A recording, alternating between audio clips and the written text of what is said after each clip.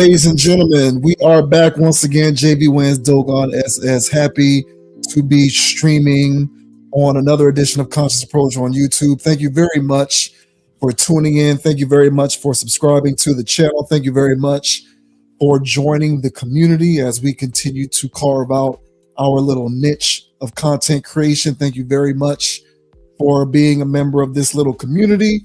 A couple of housekeeping duties as always. Download the podcast on Amazon Music, Spotify, and Apple Podcasts.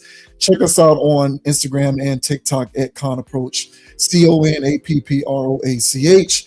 And as I always like to say, we do not take your digital currency for granted because we understand the value of it. So anytime that you subscribe to something, it means that you are receiving value, enough value, in fact, that you feel compelled to subscribe to it, which is the highest form of flattery, and we certainly do not take that for granted. So for anybody who might happen to be new here, check out the rest of the content in the library on the channel. This is how we like to kick it. And for those of you who are tenured, thank you very much for joining, watching the videos, leaving those comments, hitting that like button as always. Now, with that out of the way, we're going to go ahead and get right into it. And the first thing that we are going to discuss is an interesting thing that came across my radar regarding director Quentin Tarantino. A lot of people have undoubtedly watched at least a couple of Quentin Tarantino's movies. This is the person who directed Pulp Fiction. He did Jackie Brown.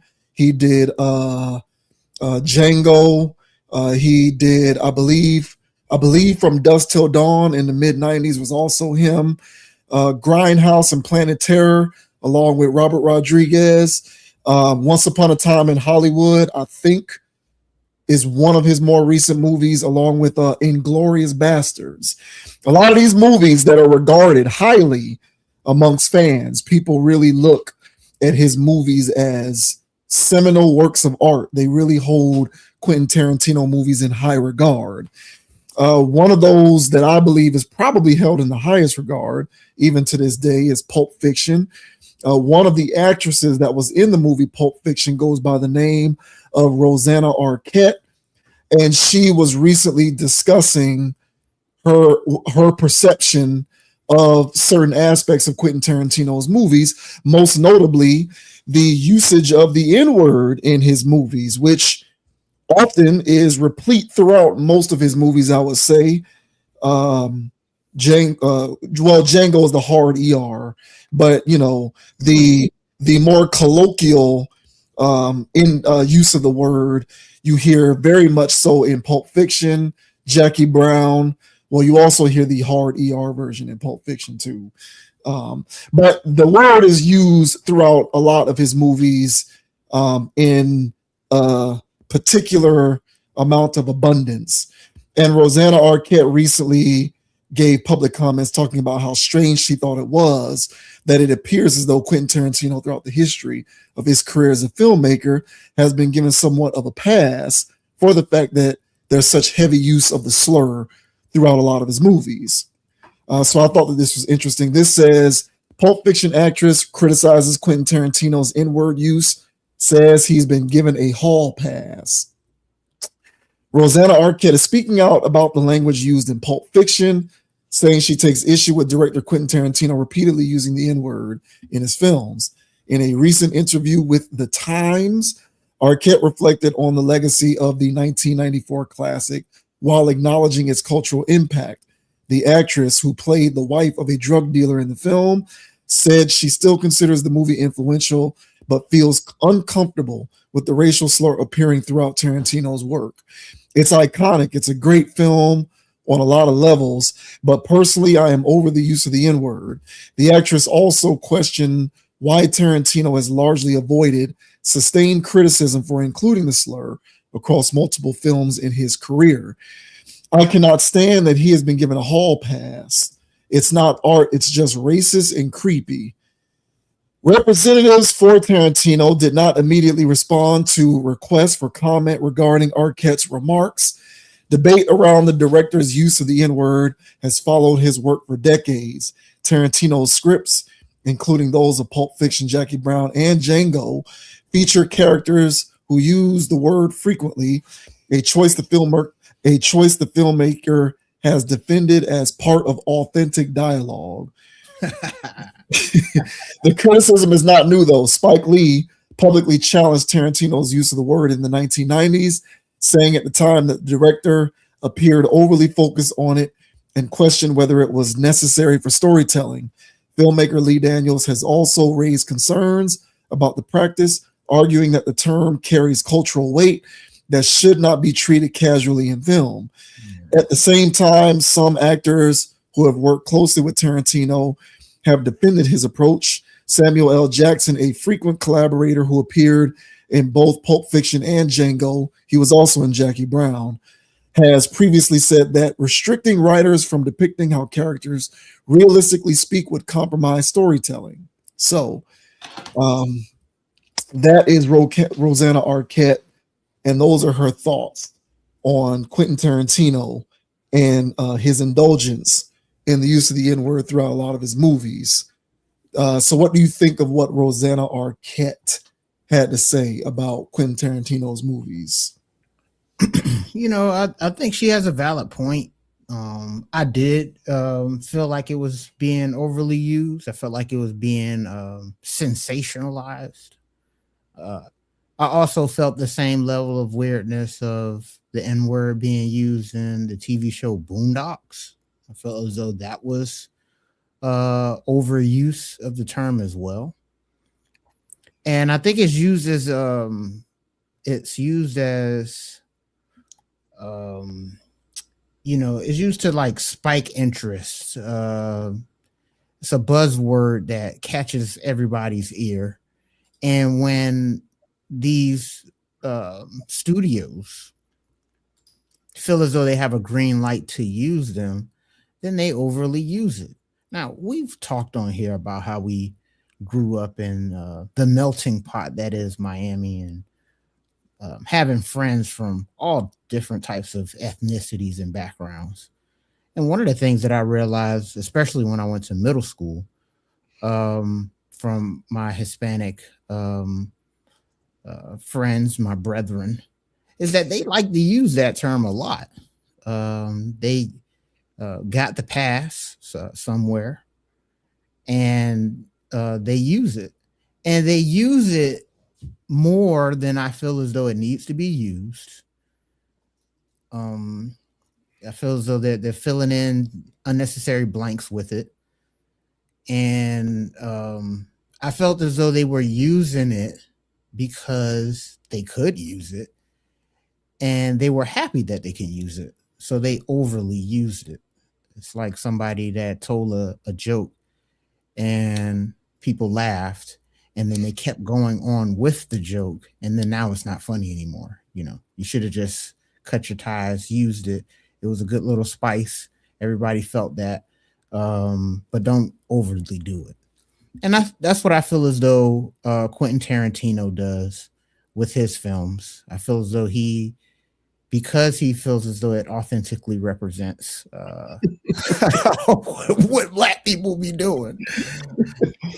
He makes that assumption for us and then starts to use it in areas where I don't think we use it like that.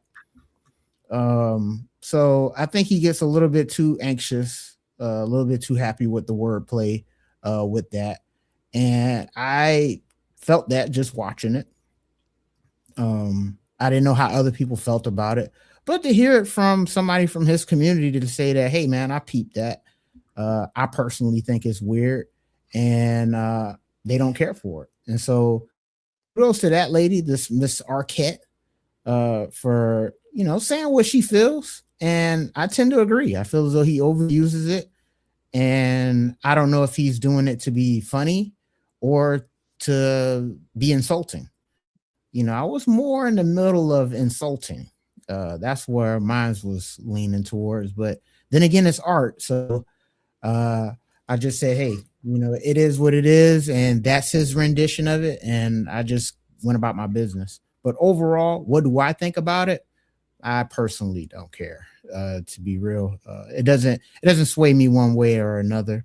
That's just how he sees it. That's how he wants to make his movies. He's entitled to it. And if I don't like it, I'm not going to watch it, which for the most part, I don't watch his work. So, but what are your thoughts, man, on Quentin Tarantino being called out for his overuse of the N word and this Arquette lady saying that it's weird? What's your thoughts, bro? I agree with her that it's weird. I do. And I think, Quentin Tarantino, in my opinion, serves as a great example for why I personally, well, this is something that I decided many years ago, but many, many years ago, I decided to stop using the word myself because I just felt as though the invocation of it became way too confusing. And Quentin Tarantino, to me, represents a case study as to how it has become so confusing, because I do agree with her that it seems as though he's been given somewhat of a pass for taking liberties to use the word under the context of it being artistic expression. And if you look up, so I was kind of doing some little research here just to see if there were any non-white people who were involved in the writing of any of the movies that I can recall hearing the word used most often, which for me was Jackie Brown, Pulp Fiction, and Django. Now, Django is, I guess, a little more understandable because it is a period piece set during, like, it's a period piece. That's what the entertainment industry will say. It's a period piece set during Reconstruction and slavery. So, like, I guess if you want to use the word authentic, you can, because Black people were referred to using that slur back then with the hard ER. But in terms of Jackie Brown and Pulp Fiction, it's more so the colloquial way that the word has come to be used in modern times. And the word is used a lot in those movies. And, Pulp Fiction was written by Quentin Tarantino and another guy named Roger Avery, who's a white guy. And Jackie Brown was written by Quentin Tarantino and another white guy whose name is Elmore Leonard. So, oftentimes the defense of the use of the slur in mainstream entertainment is that there are people from the community who are in the writer's room or people from the community who are directing the movie or something like that. As is the case with Boondocks. Boondocks, I think Boondocks was given a pass because of what's his name? Ryan Magruder. Mm-hmm. So who he was like the chief writer and the creative force behind Boondocks. So because Magruder was behind Boondocks, it was like, okay, we can get it because this is a person from the community authentically representing his people. Mm-hmm. But in the case of Tarantino's movies, I always thought that it was a bit weird. And I agree with Rosanna Arquette. It is somewhat of a pass. And what is the justification for said pass? It can't be that it's authentic dialogue, because I feel like if it was somebody else doing it, there would be smoke for that person. It's weird. I can't really put my finger on it, but I do think that society tends to cherry pick who to be offended by when it comes to stuff like this. And for whatever reason, Quentin Tarantino seems to have been able to pass through the filter of who are we offended by when it comes to the invocation of this slur. Very similar to other rappers who seem to be able to get away with it. So like Fat Joe can get away with it and he's not black. Cardi B can get away with it and she's not black. And there's a host of other non-black rappers who can get away with this despite the fact that they aren't black. And the only reason why I bring race into it is because a lot of black people have said to me that if you're not black, you shouldn't be saying it. So if the conventional wisdom is if you aren't black, you shouldn't be saying it, then I also feel as though that should apply to rappers who aren't black, even though they're hip hop. But as you and I clearly can see, certain rappers who aren't black seem to pass through the filter of it being offensive for them to use the word. So I'm confused by the metric that we seem to be using to cherry pick when there's offensiveness applied to who uses the word and who doesn't. And for better or for worse, I do believe that Quentin Tarantino seems to have been able to pass through the filter of who gets to use it without it sparking any sort of objection. And again, do I care necessarily? No. But the only reason why I bring this stuff up is because we still tend to care about when this word gets used. And what I tend to hear most often, whenever the word is used in a capacity that pisses people off, is you shouldn't be saying that if you are not part of this particular community. So if that is the conventional rule, then why is it that there still tends to be individuals who can pass through that filter check? Quentin Tarantino being one of them. So, people need to explain that to me, but until they can adequately explain that to me, I will continue to stand by my belief personally. I'm not saying anyone else should be on this, but I am saying that this is what I'm on. And I personally removed the word from my own individual vocabulary because the use of it has become far too confusing. This person can use it, but this person can't. But only this community should be able to use it under these circumstances, except when this person who's not a part of the community use it within this context. It's just convoluted. I feel as though the use of it has become way too ridiculous and confusing. And so either everybody can use it or nobody should be saying it as far as I'm concerned, because people aren't responsible enough to be able to responsibly use it, in my opinion. So I agree with her. I do think it's creepy. I cringe whenever I hear it in mainstream media nowadays. And I've even gotten to a point where I cringe whenever I hear it in music, despite the fact that my sensibilities when it comes to using it were developed through my consumption of the music. But now at this point, even when I hear it in the music, I cringe because I just think at this point, it's such a confusing thing to do. Maybe we should just move past it. Yeah, that's fair. But and if you want to deal, not you per se, but the person that is, setting these parameters or what have you, I think the parameter should be the use of every other slur. Because you're not allowed to use them. You just can't say it under any context, unless you're from that community, or using it in a fashion where you're explaining that slur or something like that. And at that point, people go, okay, well, you get a pass because you're trying to educate me. But in any other context, you're not allowed to use any other slur, period. There's slurs out there for the Asian community. And, if somebody were to get on the track and start using that stuff, people would be like, hey, man, that's not cool. There's slurs toward the, communities out there. And you can't use those either. So, but if they're using films, given the context in which they're used, then people most likely will give it a pass because art fits in the domain of you trying to authentically represent something.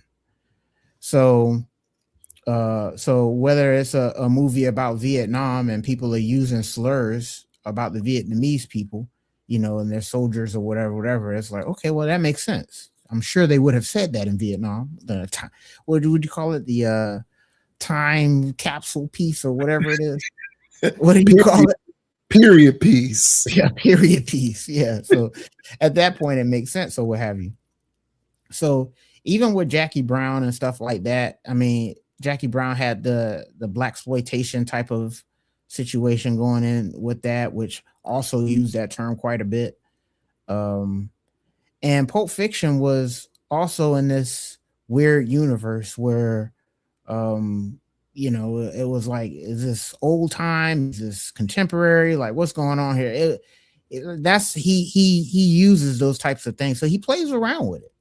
So, do I think it's weird? Yeah, because I think he gets the pass and then he overdoes it. It's like that girl that we all let play basketball with us, because she was part of the LGBT community, and we didn't judge her, man, because deep down we knew she liked men anyway, but she still was putting on this act as if she was a man. And so if it was a foul or something, she would get into this attitude and this persona, like how she thinks men would act in that context. Start using words and throwing herself around and trying to be a guy. And it's just like, yeah, we get upset when there's fouls and we're upset when there's no calls or something, but we don't act like that.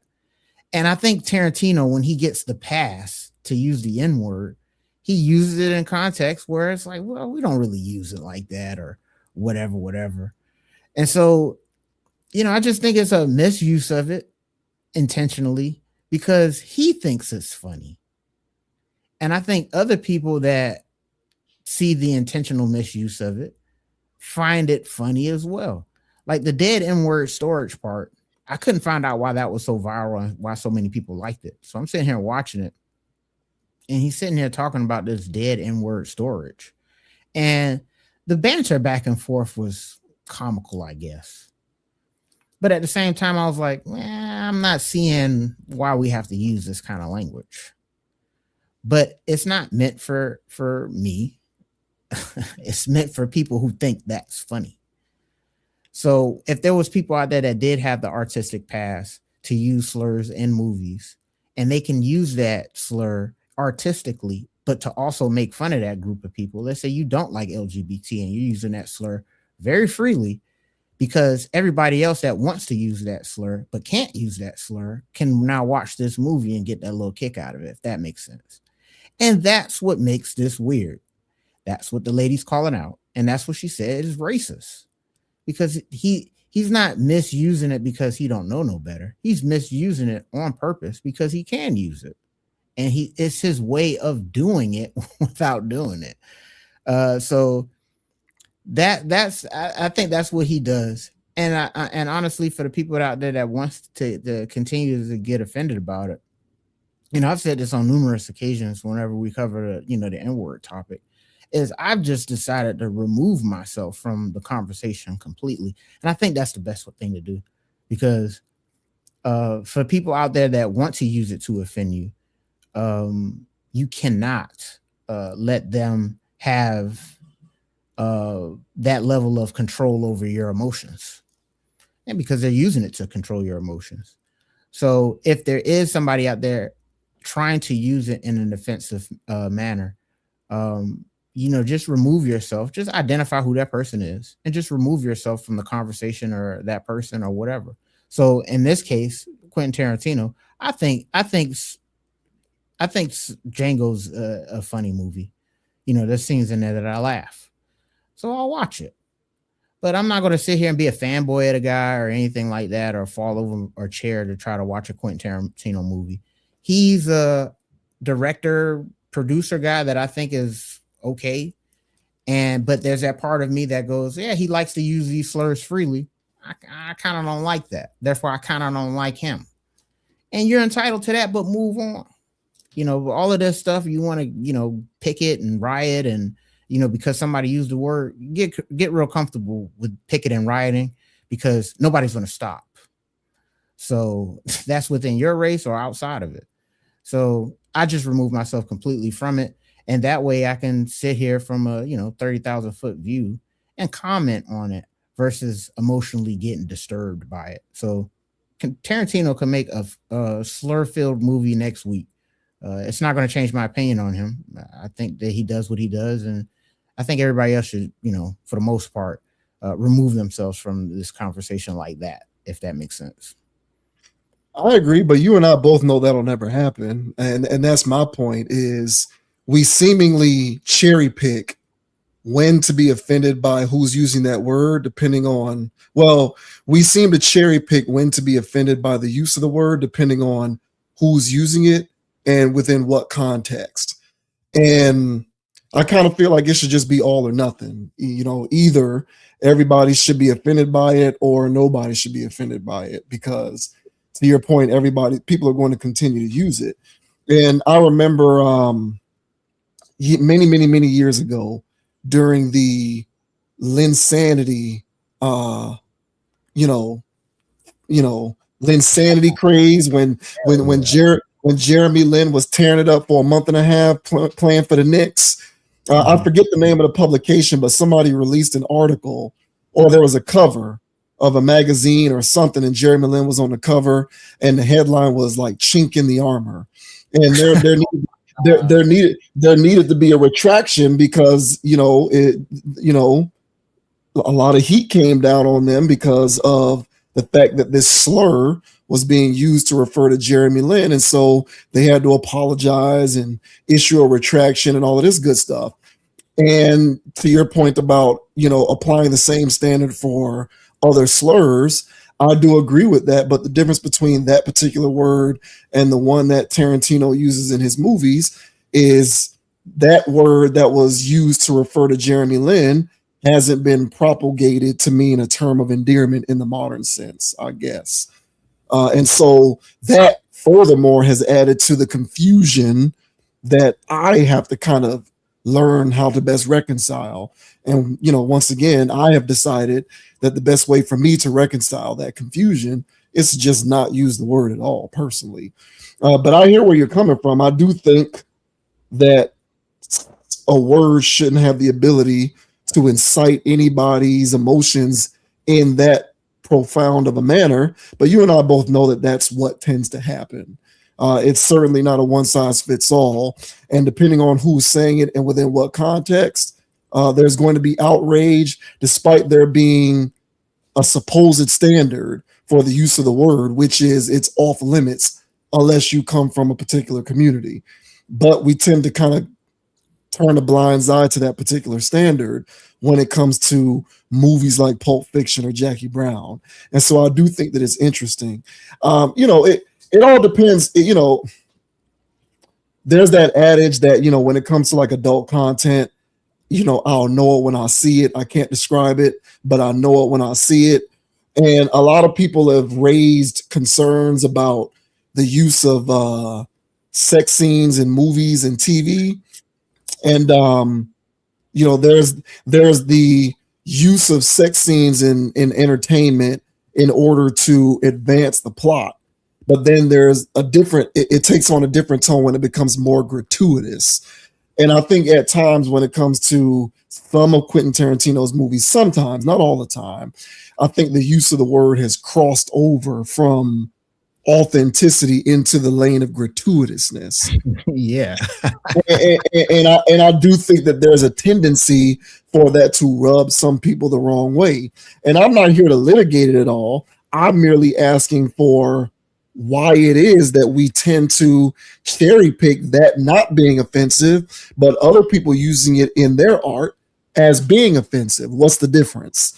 Because I don't really see much of a difference. I mean, to this person over there who tries to use it in their art, they also believe that there's some authenticity inherent in their utilization of the word over there. So if that's the case for Tarantino, why can't it be the case for this person? But if this person says it, there's all kinds of criticism. But when Tarantino does it, there's some authenticity, despite the fact that none of his movies involve any black people in the writer's room. So I'm just merely posing the question because I think case studies like this add to the confusion around the word, in my opinion. And I do think that the confusion around the word is what more often than not causes most of the triggeredness and the offensiveness behind it. Yeah. And last thing I'll say is and I did a quick Google search on it. I mean, there's all kinds of theories and rigmarole about the word itself. But the one that I adopted and the one that I, tend to lean into the most is that it comes from the term negas, all right, which is an Aramaic and Ethiopian Semitic term meaning king or ruler or something like that. And so just a quick Google search. And what ended up happening is over time, it was used to at that point later, once enslavement and things became a thing, it was then turned into what we know as hard ER, which at that point is like a mocking kind of way of using that term or what have you. So then once we dropped the ER and then was using the A, the soft A as they call it, then it was just more or less of that's how we were trying to, I guess, reclaim and term of endearment the term, even though we're not using it for its original type of term. Scholars would say that it's more of a way of us trying to connect back to its original meaning of something that was actually noble and not actually a derogatory term meaning ignorant or what have you. Be that as it may, the point that I think is significant about that, and which gives me solace at night, is that it was a term. It was a term that meant something very important and very noble, and it was taken by people to co-opt it into a way to where it becomes offensive through enslavement and through trauma and all those types of things. It does hit that trigger. So whenever we do hear the derogatory term of it, it triggers a primal level of offense in all of us, which gets us all triggered, or most of us triggered. And so what I do is, now that I feel comfortable with the etymology of the term, I no longer look at it or feel offended whenever I hear it. It's either they're giving me praise on the front end or praise on the back end. And either way, it's a way of acknowledging greatness for my ancestry and heritage. So that's why I choose not to get offended by it. That's why if somebody wants to use it in their songs or stuff like that, they can go ahead and do it. I feel no type of way about it. Everybody wants to use it and be cool because, well, it comes from something original that does mean something cool and stuff. So I think that's where the infatuation and all of that stuff from it comes. That's why I don't get wrapped up in it. That's why if the Asian community wants to use the term and use it in their songs and call each other that, then I'm not offended by that either. You know, y'all can't use it. No, why wouldn't they want to use it? And last thing I'll say is like, oh, you know, it's the same thing where, you know, they say everybody wants to appropriate us and blah, blah, blah, blah. Big form of flattery. So take the flattery, take the compliment.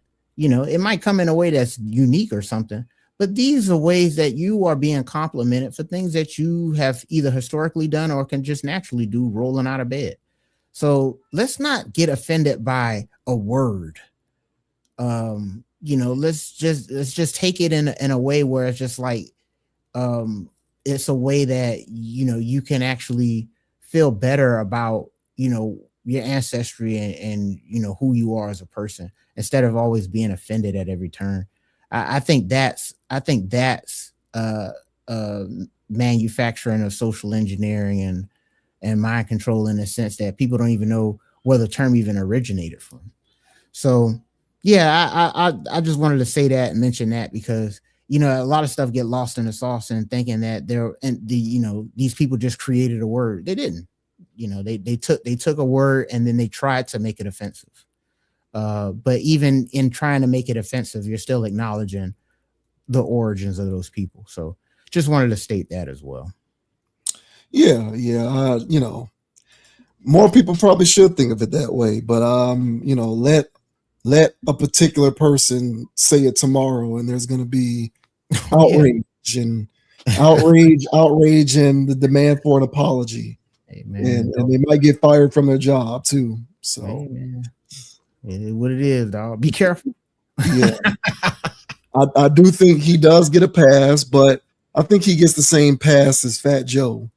I think he gets the same pass as, like I said, Cardi B. I think he gets the same pass as other people from outside the community who seemingly share in the same socioeconomic upbringing, and so perceivably it's more permissible for them to participate in the utilization of the word. I think he gets the same pass as them. So it is weird, but this is the conditions that we've created, so it is what it is. Yep, agreed. Shout out to Pam Grier. Hell yeah. Hell yeah.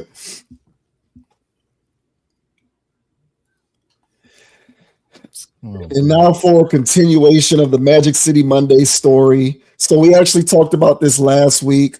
The Atlanta Hawks we're partnering with Magic City, a strip club in Atlanta, a famous strip club, to host Magic City Monday during a game against the Orlando Magic on March the 16th.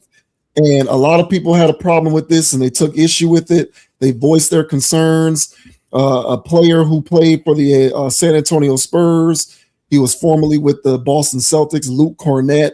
He basically wrote an op-ed to the NBA imploring the NBA to step in and not allow it because it's unbecoming of the NBA to essentially sanction this kind of promotional event where it's a strip club being used as like the moniker for the promotion of this event with the Atlanta Hawks. Now, as a follow-up to that, I don't know if you know this, but it's been called off. So Magic City Monday was called off. But before Magic City Monday was called off, TMZ caught up with Killer Mike to give his thoughts on Magic City Monday.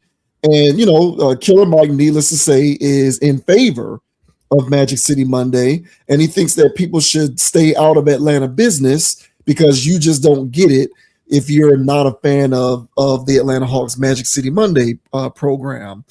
So this says Killer Mike tells Magic City Monday critics to shut the F up. Killer Mike has defended Atlanta's most famous strip club after critics voiced their disapproval of the Atlanta Hawks' planned Magic City Monday. On Saturday, TMZ shared a video of the Atlanta rapper discussing the controversy surrounding the theme night to Magic City, a strip club that has long been woven into the city's nightlife and hip-hop culture. While some fans and players have questioned the promotion, Mike argued that outsiders should not be policing Atlanta's traditions. The rapper also directed blunt comments toward NBA figures who have spoken negatively about the idea, signaling out players who question the promotion, such as Luke Cornett and Al Horford, and telling them to worry about their own cities rather than Atlanta. Beyond the controversy, Killer Mike emphasized that Magic City has been a major part of Atlanta's cultural landscape for decades. The club, which opened in the late 1980s, has become a well-known destination for athletes, musicians, and celebrities, and is frequently referenced in hip-hop lyrics. According to Mike, the venue's impact goes beyond nightlife. He described Magic City as a long-standing Black-owned business that has created opportunities for performers and employees over the years. Killer Mike also compared Atlanta strip club culture to the legacy of the historic Playboy clubs, which he said helped create opportunities for entertainers during a different era of nightlife. For Mike, the criticism directed at the Hawks promotion misses a larger point about Atlanta's identity. So here is Mr. Killer Mike giving his thoughts on Magic City Monday, and he does not have time for any of the detractors and naysayers who criticize Magic City Monday. Throughout the years. And I've worked with Magic City throughout the years. And although I prefer the Blue Flame, I'm a big fan of Magic City as well. What do you think about this whole controversy? I think that the Playboy Club was the first club to allow allow Black comics in it. So we got Dick Gregory out of it, a comic, a scholar, and a philosopher. Magic City has been a Black-owned business for over 30 years in my community. That community has given entertainers that happen to be dancers a place to entertain. Those women have went on to become business owners, moms, wives, and more. And the culture that Playboy started in the 50s lives in the Atlanta gentlemen's club scene, whether that's Magic City or the Blue Flame or Peaches. And if you don't understand Atlanta, just hush up and be quiet. Yeah. Al Horford, we never you anyway. Well, that was Luke Cornett, Al Horford. We don't with Luke. Luke should stay in San Antonio and concern himself with San Antonio business. If the city of Atlanta embraces that, and they've done a beautiful documentary. Jamie Gertz's company produced a beautiful documentary on Magic City. Then we should be supporting our city and not just for chicken wings. Yeah. You're never going to get rid of adult entertainment in Atlanta. That's why they call it adult entertainment. It is one of the things that has helped desegregate, resegregate, keep our community Black-owned, keep people who are in ownership positions. When you go to Vegas, the strip clubs aren't owned by people who look like the people who work there. When you go to Miami, even, it's not that. So if you come to Atlanta, and they say they like the girls in the chicken wings, and the city doesn't have a problem with it, shut the up. That's right. All right, so wanted to go ahead and make sure we got out of that video before that TMZ jingle sounded off because then they would flag the video. Unbelievable. Freaking YouTube. So what do you think about Killer Mike, man? I think you and I both hold Killer Mike in high regard. We respect him. And that's his take on that. Very eloquently stated, fact-based, if you will. What do you think about what he had to say about this?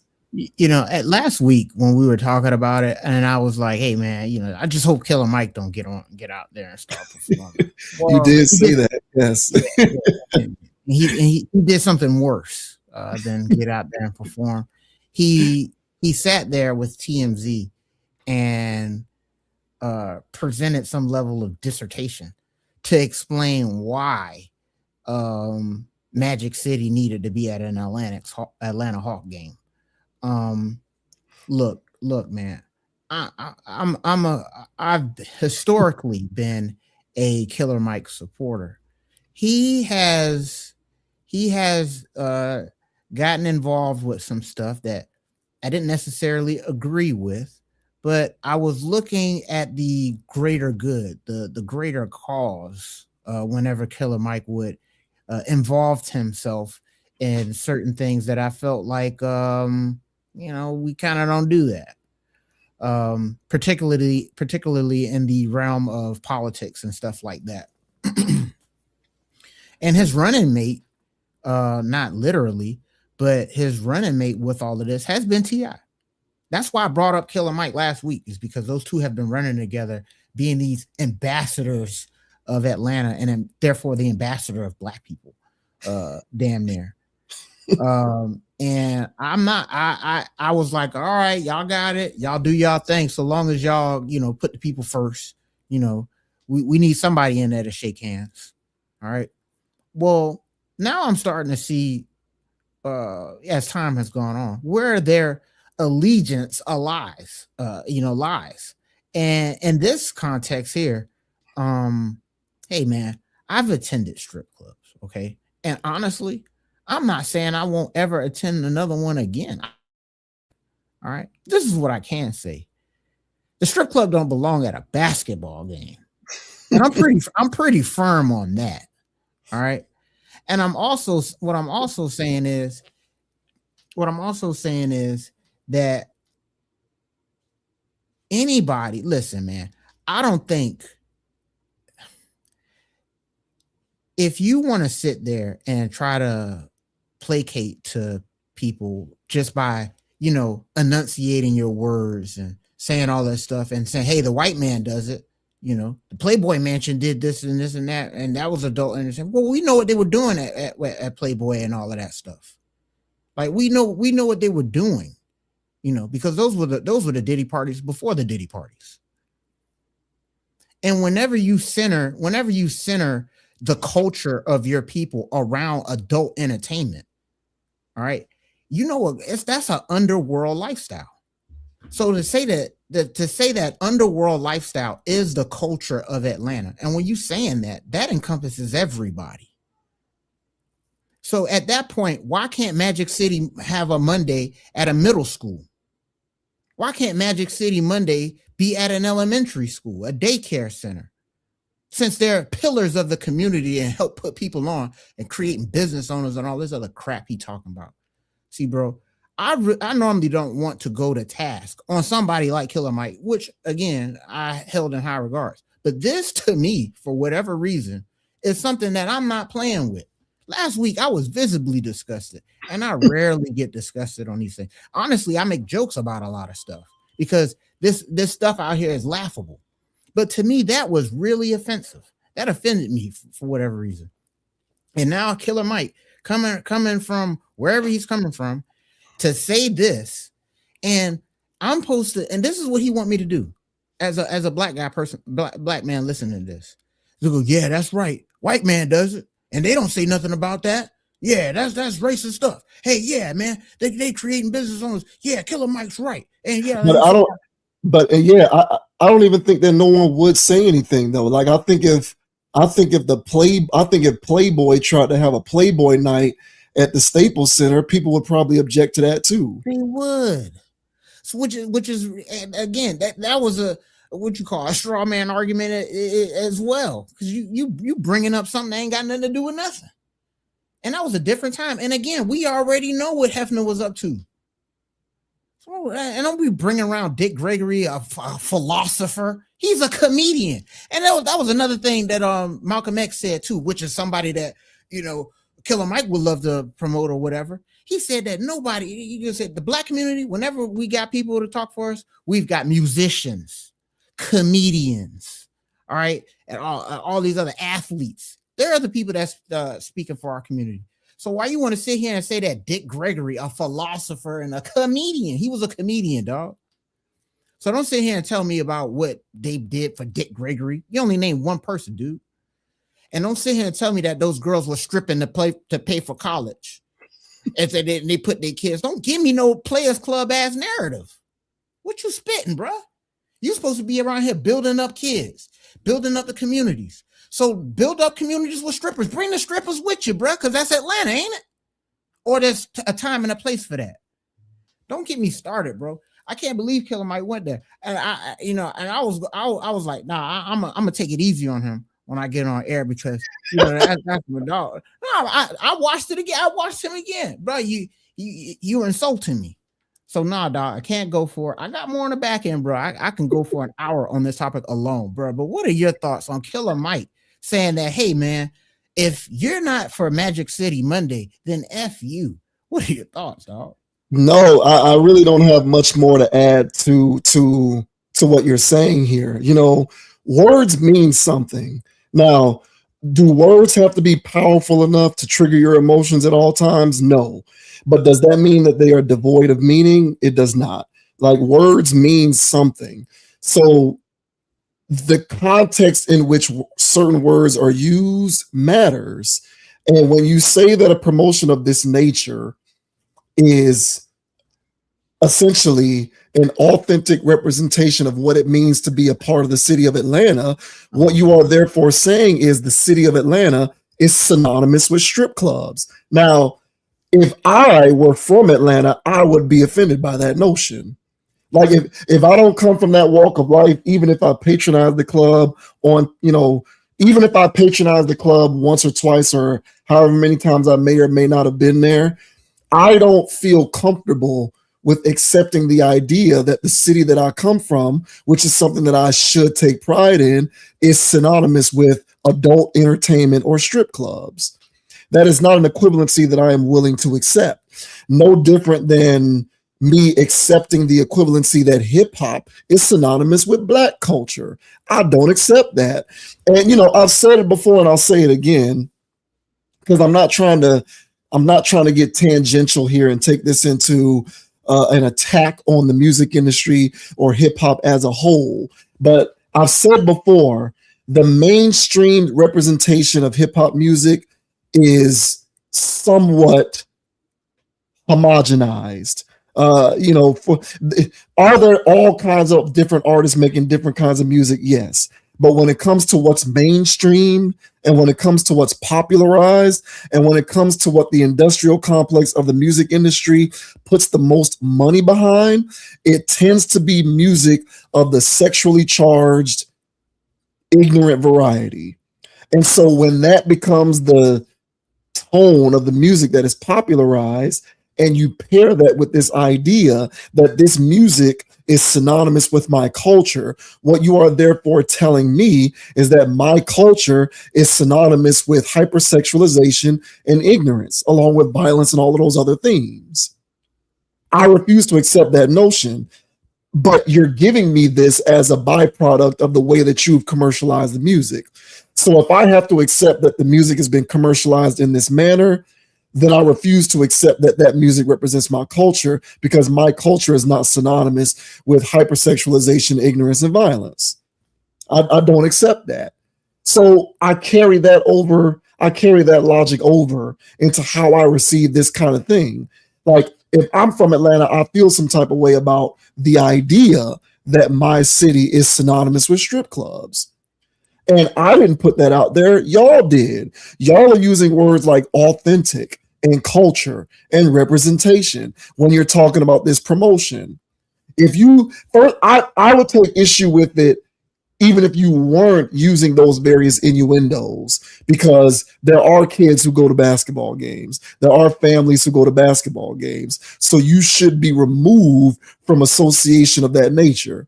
But even if you did try to insist that your events are themed for adults and aren't family friendly and aren't for kids and don't aim to attract that kind of a wholesome type of environment, I still feel some type of way about being told that as an adult who's from that city, the culture of my city is synonymous with strip clubs, with gentleman clubs, with adult entertainment, however you want to characterize it. And I think that that's what has people objecting to it. You know, all of that other stuff that he talked about to me is a redirect. I don't think anybody was necessarily contending some of the good things that may or may not have come about as a result of Magic City or any other Black-owned adult entertainment venues. What people are objecting to is the overarching idea that those staples represent ubiquitously what is culture for my city that I care about. And I don't think anybody who feels that way is in the wrong for feeling like that. So it is what it is, bro. And you raise a very good point. Like, what's the next step? And this is what I talked about last week. Like, in this climate that we live in where everything's being aggressively deconstructed so that we can just invent rules as we see them, there is nothing at that point to stop a middle school from promoting Magic City Thursday, or an elementary school. Like you might think that is something that is beyond the pale and might never happen, but give it enough time and it will. If you continue to allow the envelope to get pushed, it will eventually get to that point. What's stopping it? Mm-hmm. I mean, 20 years ago, you couldn't have paid me to believe that an NBA franchise would host a themed event around a strip club. I wouldn't have believed that 20 years ago, but here we are. Mm-hmm. So how much further do you push the envelope as time progresses? And I don't think that I don't think that it's wrong for people to object to that. Like, if you want to tell me that it's a business, cross promotion to make money, fine. It might not necessarily appeal to my personal sensibilities, but I can accept that because all anybody is out here trying to do is make money these days. But to coax it, but to coat it underneath the umbrella of it being a central part of Atlanta culture and Black culture is what has people uncomfortable. And I think that it is unreasonable for another person to believe that people feeling that way is unreasonable. So I got to disagree with Killer Mike here, unfortunately, because I have always respected the way that he moves, but I just can't go for that. Yep, agree. And yeah, and I spoke too soon with the middle school thing because hell, I've already seen videos of Sexy Red performing at middle schools and Erica Banks and all of these strippers and sex worker adjacent performers talking about box selling at a middle school. So I've seen that already. So hell, we've already gotten to that, area. But the day that they'll have Magic City Monday at a middle school and they're serving Magic City chicken wings because it's a Black-owned business, and we got to support our own. And and if I don't stand for that, I'm a Black man trying to tear a Black man down. I'm a guy that don't care about his community, right? Because I don't want to see a Black-owned adult business dealing with an area where there's clearly going to be kids. So I'm the problem. I'm the guy that's tearing down Black people, right? I would actually argue that by objecting to it, you do care about your community. That's how I see it. I mean, that's what I would think. But Killer Mike telling other people to shut up because it's not their business because they don't live in that area, which is absolutely ridiculous in and of itself. For somebody that's parading himself around as an intellect, for somebody out there that claims to know what's going on about the community abroad, and what's the word? The diaspora, Black people, the struggle, and all this other stuff. Please, a guy that hangs his hat on that, then come back and say something this dumb, tells me either one or two things: that he's been lying this whole time about how much he is aware of what's going on, or he is actually aware of what's going on, but his job is to tell me to keep being a doofus and wear soft shoes and dance in the street because Magic City represents who I am as a black person. So I'm starting to think Killer Mike is a person who actually does know what's up, but is actually doing his job to make sure black people stay asleep. Now, I don't like to sit here and project stuff like that on people that are of the class, that talks good stuff. But I watch behaviors over time, and this is not a good behavior. There was other ones that I said that were questionable that I'm not going to bring up here, but it was like, hey, bro, what you got going on? Okay, whatever. But this example here, where he could have clearly just kept his mouth shut. But TMZ don't just find you, bro. TMZ just don't find you. These little TMZ hit pieces or whatever you want to call them, whenever they're running into celebrities at the airport and stuff, that's not by coincidence or happenstance. This was a phone call. And Killer Mike had a phone call made to him to make sure that, hey, let these people know that black people love chicken wings and booty shaking, please. You know, I'm more of a blue flame guy, but I don't give a damn, bro. So my point here is this, that to hell with the Atlanta Hawks, to hell with all of that stuff. I'm not even at this point. My antennas have gone towards Killer Mike, and so now at this point, I'm going to be watching what he says and does a lot more closely now, because this to me was extremely insulting. It was more insulting than Magic City Monday, because at this point he's trying to tell me that it's legitimate, which at no level it is. I don't care how anybody slices. I'm as pro-black as it gets. All right. I'm as pro-black business as it is. All right. And if you want to have an adult black-owned business, operate in the realm of adults, but don't come bringing that around families and children. That's my beef with it. Stay in y'all lane and stay over there. Black-owned business. So I'm not trying to tear nobody down on none of that stuff, but I'm telling you this. Killer Mike has earned lashes from me, which I never thought I would say, but here he is, man. And I'm not gonna let up on him. Sorry, won't. I agree with you, bro. I couldn't have said it better myself. I think what had people uncomfortable with it is the contextualization. Now, granted, it being at a Hawks game is problematic because, as you said, professional sporting events, basketball games, these are things that you do bring kids to. They are supposed to cultivate a wholesome environment. And you can say whatever you want about strip clubs being black owned and all of this other stuff. I don't think about strip clubs and wholesome environment in the same vein. I just don't. Sorry. But it's the contextualization that had people up in arms. It was about the fact that this event was being co-opted with authentic representation of what it means to be a part of the fabric of the city of Atlanta. Exactly. And that to me takes on an entirely different tone than merely saying we're going to put on this promotion to make money and we know Magic City is popular. Even though that was still going to draw its own set of objections because people are going to object nonetheless, it takes on a different tone whenever you are contextualizing it in that way.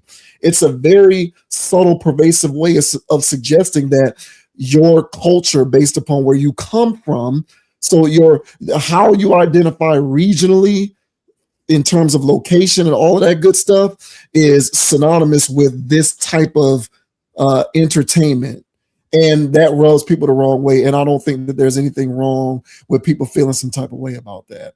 I just don't. It is what it is, bro. So very much like the music, don't tell me that Sexy Red and 21 Savage authentically represent my community, because they don't. Don't tell me that Power and all of these other shows authentically represent my community. I'm going to object to that because I only hear those talking points whenever we're talking about forms of entertainment that have to do with selling drugs or people getting shot or people going to jail. When there's a black actress who's the star of a Star Trek show. I don't hear anybody telling me that authentically represents Black people too. If I were hearing stuff like that, then I would object less to being told that 21 Savage also authentically represents my community. But since I don't hear those counterpoints, I'm going to object to it because that stuff universally doesn't represent me. So if people want to object to strip clubs universally representing them from a cultural standpoint, I don't think there's anything wrong with that. And I do think that it's disappointing that Killer Mike doesn't appear to at least acknowledge that dichotomy. And the last thing that I'll say, because I also agree with that point as well. Dang, what was I gonna say? It was a point that you made about dang, it slipped my mind. It might come back to me. It might come back to me, but it slipped my mind. But yeah, I agree with you, man. I'm just not a fan of it. You know, it is what it is. But was it about him playing the fool? No, I know what it was. It was about the TMZ component of it. If you watch that video, he had what he wanted to say ready to go. I don't get the sense that those talking points from him were off the cuff. No. I kind of feel like this was a prearranged encounter so that he, as an ambassador for Black people in the city of Atlanta, can give voice to why the event shouldn't be nixed or why people's objection to it is problematic. Yes. Which is even more reprehensible to me because it was all rehearsed. So yeah, it sucks, man. I don't like this dynamic, and I don't like the fact that people who I believe to be intelligent are missing the point. And because I believe him to be intelligent, I'm compelled, therefore, to believe that he is missing the point on purpose. because I don't think people are saying, hey, these clubs didn't contribute to Atlanta in certain meaningful ways. What people are saying is this is not universally Atlanta culture, and this does not universally represent me from a cultural standpoint, and that's perfectly acceptable. Yep, agreed. Hey man, shout out to Atlanta. Never thought I'd see this day, but here we are, and we're gonna have to cut this topic short because if you give me 20 more minutes, I will annihilate this man. So let's go to the next topic, man. And shout out to Atlanta, man. Goodness gracious. I agree, man. Shout out to Atlanta. Yeah, Killer Mike is a friend of the channel, but I can't co-sign this one. You know, no way. I'm pretty sure that there will be a lot. I'm pretty sure if this video does get served up, there's going to be plenty of people in the comments telling us how wrong we are. But because I can't see the big picture here. Yeah. All right. Brother. Yeah, it's all good. I'm waiting for the thumbs down, folks. Don't worry. Unbelievable. And now we move on to Cameron, another friend of the channel, who sounded off in terms of his thoughts about influencers and whether the term is thrown around too loosely when it comes to people who merely have a lot of followers on the internet. So, Killer Mike was a remote participant on a recent episode of his podcast with Mace, his It Is What It Is show, and he essentially led off in terms of how he feels about the notion of an influencer. Now, this says Cameron rants about overused influencer title, says followers don't make you influential. Cameron has an issue with everyone calling themselves an influencer. During a recent episode of It Is What It Is, the outspoken rapper argued that the label was simply overused and often bestowed on people who don't deserve it. Cam told his co-host Mace that a high follower count does not make one an influencer. Someone must actually be influential to be considered an influencer. Cam was clearly referencing the countless Instagram models who have amassed large followings thanks in large part to their good looks. He explained that an influencer isn't someone who simply evokes desire, it's someone who inspires imitation. He underscored his point by recalling one of his early style influences. Cam said many so-called influencers were popular because of their sex appeal or hue, not necessarily because they were aspirational or inspiring. Cam acknowledged that some social media personalities are worthy of the influencer title, as their lifestyles and content inspired others to follow in their footsteps. So here's Mr. Cameron voicing his displeasure with the way that the term influencer has come to be overused. Influencers, they ain't influence a motherfucking thing. The fuck they influence? Because you got the followers, that don't make you an influencer, yo.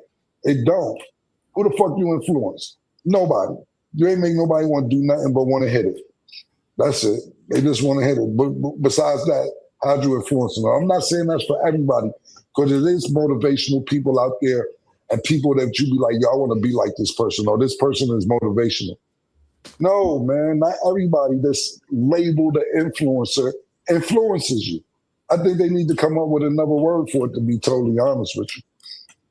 That's a good one. Yeah, that was good. I didn't mean to cut you off. No, that was good, because if that's the case, then that's why people watch us, because we're two of the most influential people of our time, right? So I was thinking about when Killer was saying that, I was like, yeah, like waves, dark waves, that's me. 2 earrings, that's me. Diamond watches, that's me. So just thinking about a lot of stuff that niggas do, they still doing that. Mm-hmm. They still mimicking us today. Like jerseys. That's what I was trying to get you to say. Fitted when you're fitted backwards. Like all of that come from us. All of it. And niggas is still doing it. And if you think of all of the people that traveled that prototype, that's pretty much. All right. So there's Cam's thoughts on influencers and co-signed by Mace. So what do you think about their comments? You think Cameron is right that the word is used too loosely, and just because you have a lot of followers doesn't make you an influencer? You have to actually be somebody that people want to imitate. Yeah, I mean, I guess I could see his point here, but I'm gonna have to disagree. Just by the principle of the term, those people that he is talking smack about,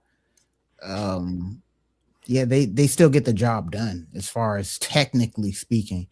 You know, I think he's getting a little bit more into the weeds of it, which basically would make it a tier type list of having an influence that's, you know, long lasting, you know, I guess culturally shifting people. And I guess that's where more or less he's getting into that lane, which is why he's bringing up motivation and stuff like that, or what have you. And Mace is sitting around here talking about, you know, diamond watches, as if he was the first person to wear a diamond watch, you know, or whatever he was suggesting. So based on their definition, then yeah. But based on the term itself, the way I look at it is you only have to be marginally influenced to do something that you weren't going to do anyway. So therefore, the person that is doing the influencing is an influencer. So this can be a person that doesn't have a high following count. This could be somebody that guys are just scrolling by and just want to hit. But what is she advertising? Paper towels? What is she advertising? You know, whatever. You know, I've seen videos where girls is, you know, in the videos, you know, scantily clad, and they're holding up a product. You know, I don't know what the product is, but that's the point. I'm supposed to sit here and stop and watch the product. Now, it would help to remember the product, because at that point I would actually go buy it. But the point of advertisers is to catch your attention, period. So eventually you become influenced to be a consumer. See, the whole thing about influential, he's talking about influencing as far as, you know, Blasie's please. Influencing, as the term goes, as these women have their jobs on the internet, is to influence you to consume something. Perfume, clothes, lingerie, flight tickets, a particular airline. All of these things are part of the influencer realm. I've seen people that are completely making up story times because the internet loves story time and they love a messy story.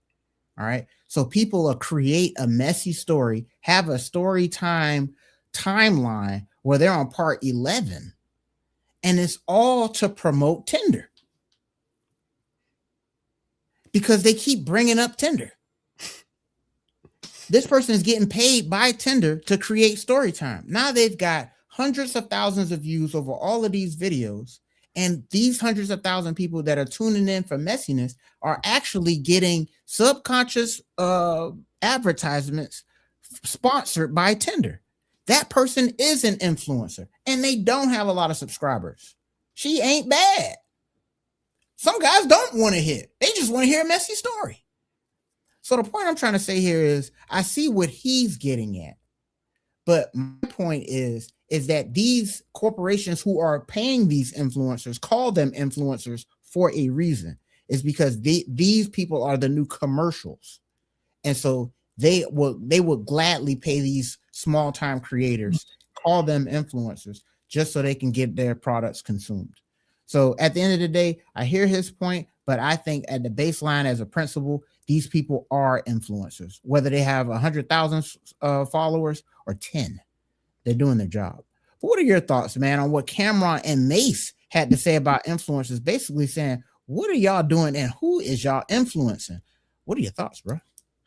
I think they're looking at the term literally. They're thinking about the term influencer, and they are, relating it to the literal interpretation of the word, as in, do you influence me to do or behave in a particular manner?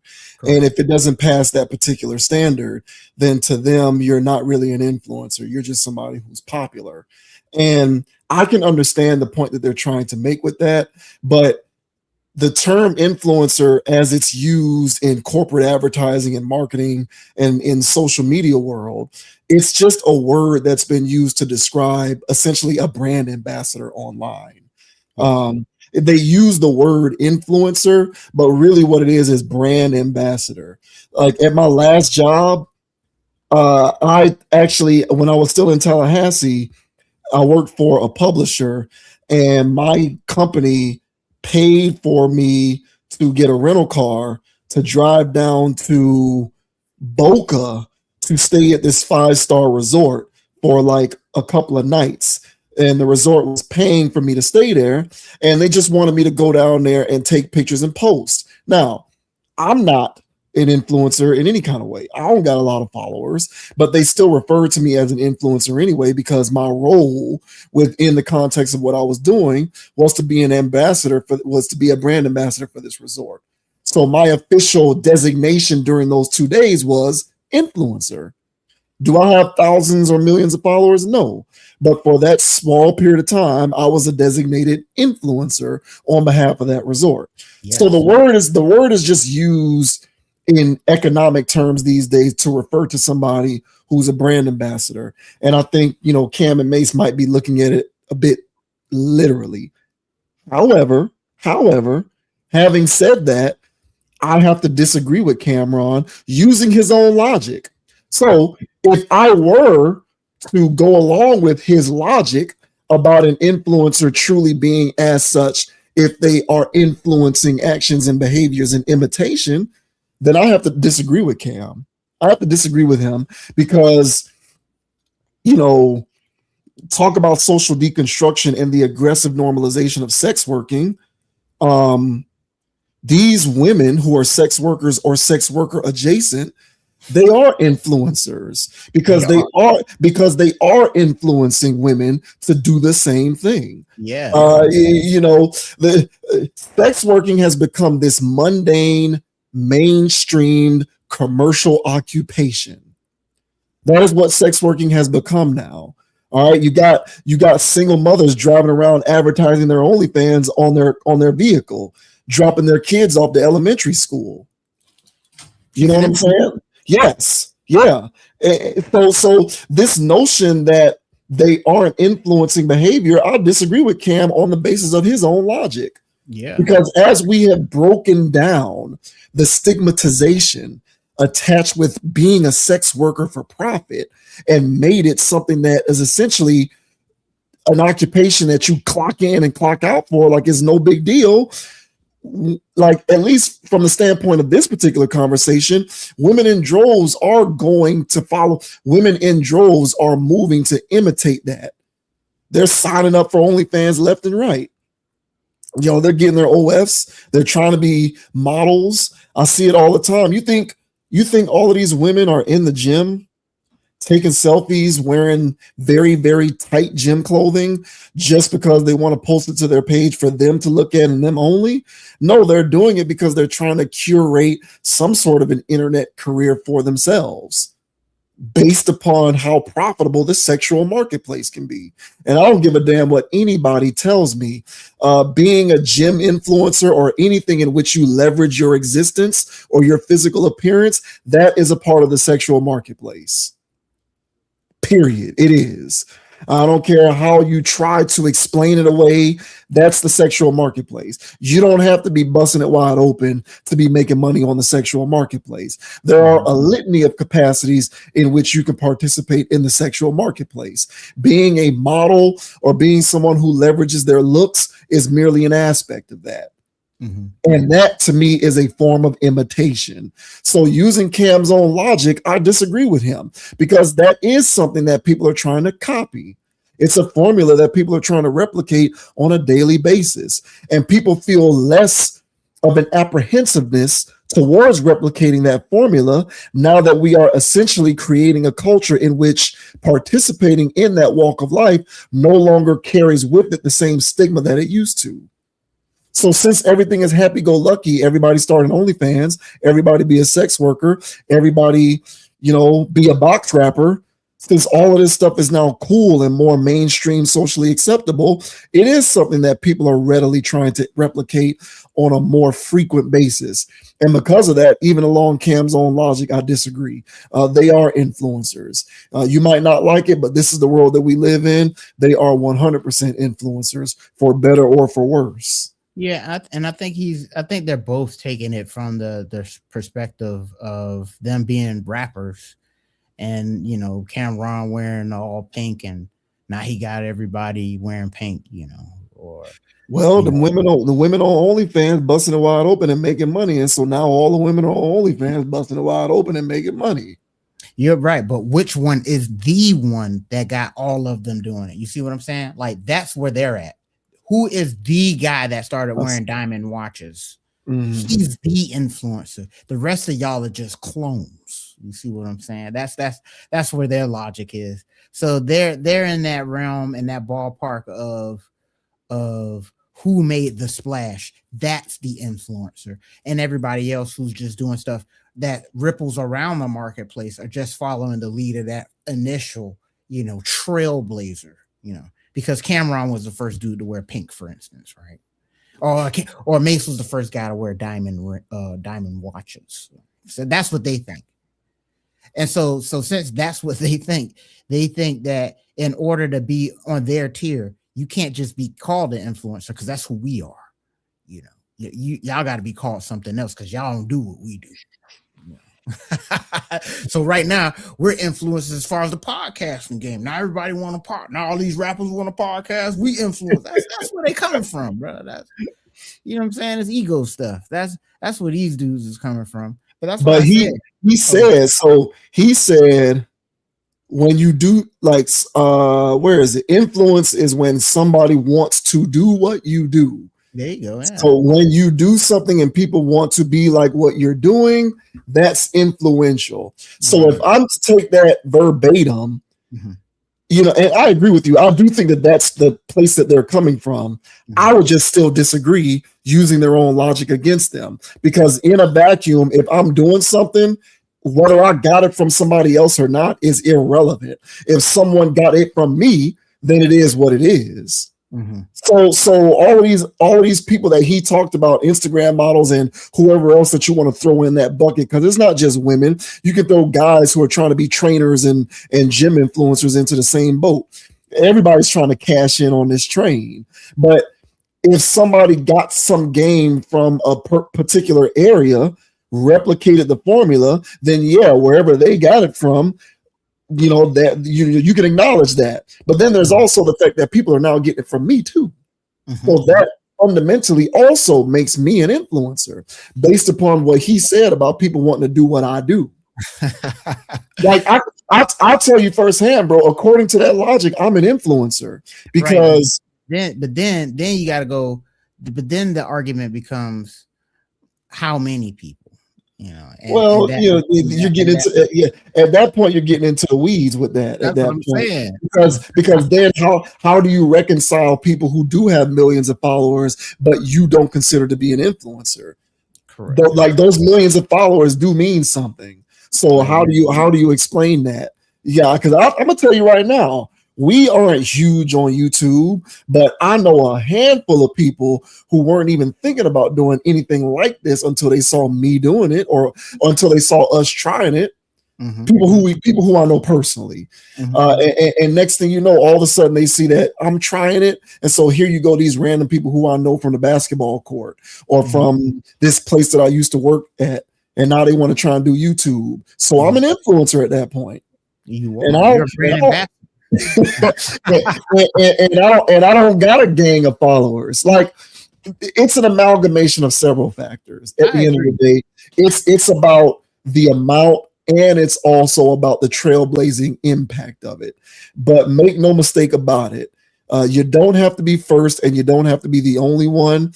And you might feel some type of way about people who are selling box or selling their bodies online, saying that they're not influencing anything just because they have a lot of followers. Sir, I beg to differ, because these women are trying to replicate that formula in droves, especially now that nobody looks at it with the side eye anymore. So if that's your standard, they are influencers. I hear you, man. But again, their argument is not the big picture. It's more of an immediate thing for them, in the sense that because they don't like the fact that there's a girl with a BBL on Instagram and she has 200K followers and she calls herself an influencer. Like, he has a problem with that, because what are you influencing? You know, I hear what you did. No, I agree. I agree with that. I am not defending what influencer has become. I despise it in the same way that he does. I do. Right. But what I'm saying is, based upon what it has become, whether he likes it or not, that is what it is now. Like, it is what it is. Something else. He said, "Don't call them influencers, dog." Okay, all right. Well, if you want to come up, here's my thing. Come up with a different term. That's fine. But here's my thing. Well, you know, I mean, if you can't call it, it's all other terms. But as I mentioned in my first statement, is that a lot of these people are getting paid to do this. So people don't watch TV no more. So people aren't watching commercials. Commercials cost a lot of money for production, actors, this, that. You got to pay for a spot, a slot, a prime time slot. What's a prime time slot anymore, since people don't watch stuff? So like the old way of advertising has become, antiquated. So at this point, it's how can we stay in people's homes just as much or more than we did back when everybody had 30 channels. And the way that they're doing that is getting in everybody's feed. Well, who is everybody running across? They're running across these BBL models, because everybody's so sexed up that, they always liking these booty pictures. So the algorithm's going to give you these booty women. So what are these booty women selling you? They're selling you anything. They're selling candles. They're selling stuff that you never thought you probably won't even buy it. But you keep clicking on that girl's picture, or you keep liking it or hanging around that video a little too long. So you're going to see her next ad, and her next ad might actually get you. That's Big Booty Judy right there. Now Big Booty Judy actually has a particular drink that you drink. You know what I'm saying? Hey man, Simply Lemonade. I love Simply Lemonade.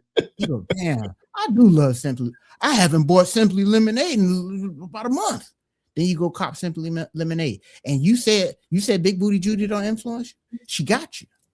That's the point. Tropicana paid for that. They paid for Judy. So Judy infiltrated your feed, and now you sitting there buying whatchamajig.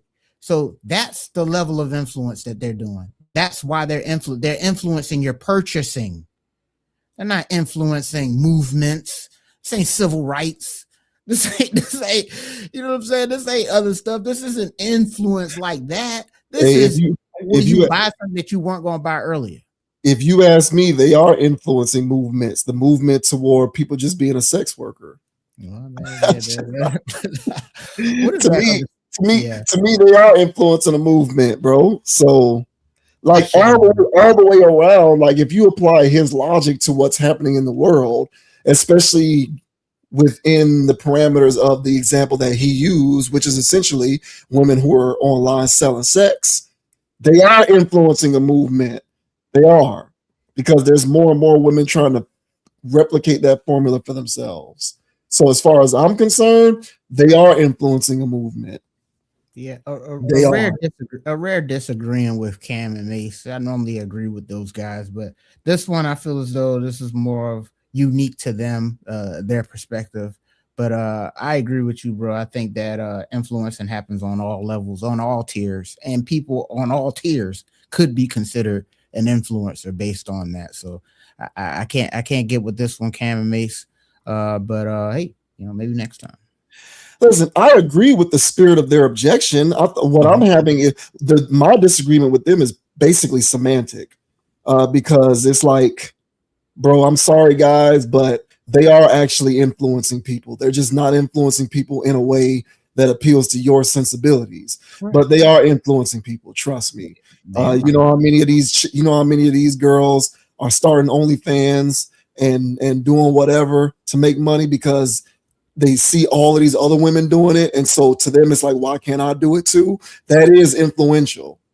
So if you apply your own logic to that, observation, they are doing they're doing a hell of a lot of influencing. So a crazy time we live in, dog. Crazy time. Shouts out to Cam, shouts out to Maze, as always. Hey man, It is what it is, guys. And the ironic thing about it is I'm pretty sure both of them have patronized a couple of these booty models online at one point or another. So yeah. Hey, shout out to Cam and Mace, but one thing that they're not going to influence me to do is walk around with a purse. So y'all boys keep that. I'm not doing that, sir. I wonder who influenced you to do that. So that is certainly a mic drop.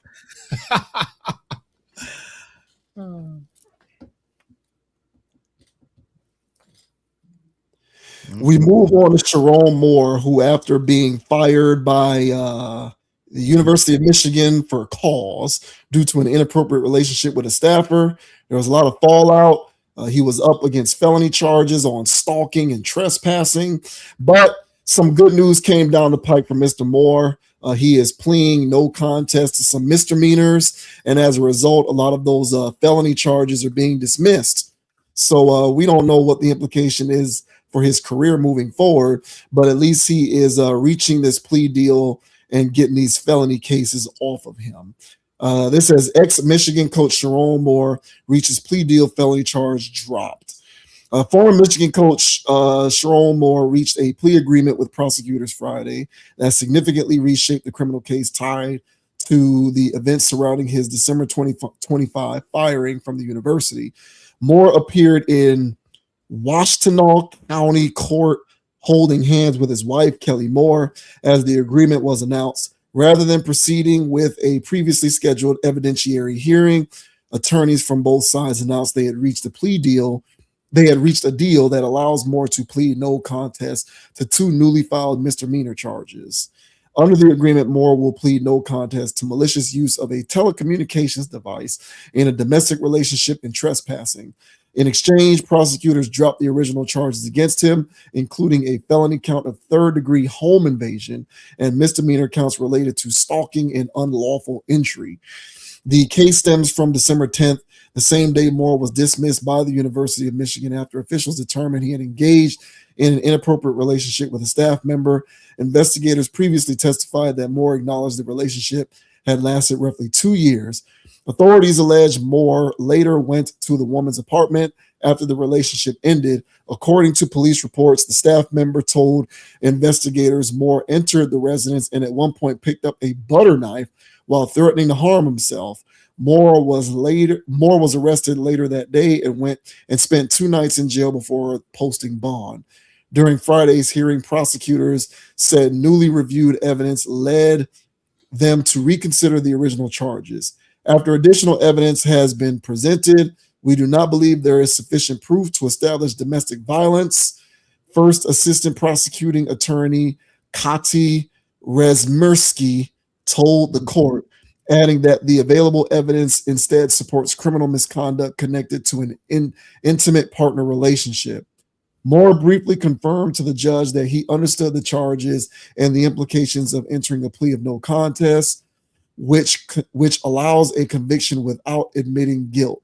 Moore's attorney, Ellen Michaels, said the outcome supports the defense's longstanding position that the initial charges lacked legal support.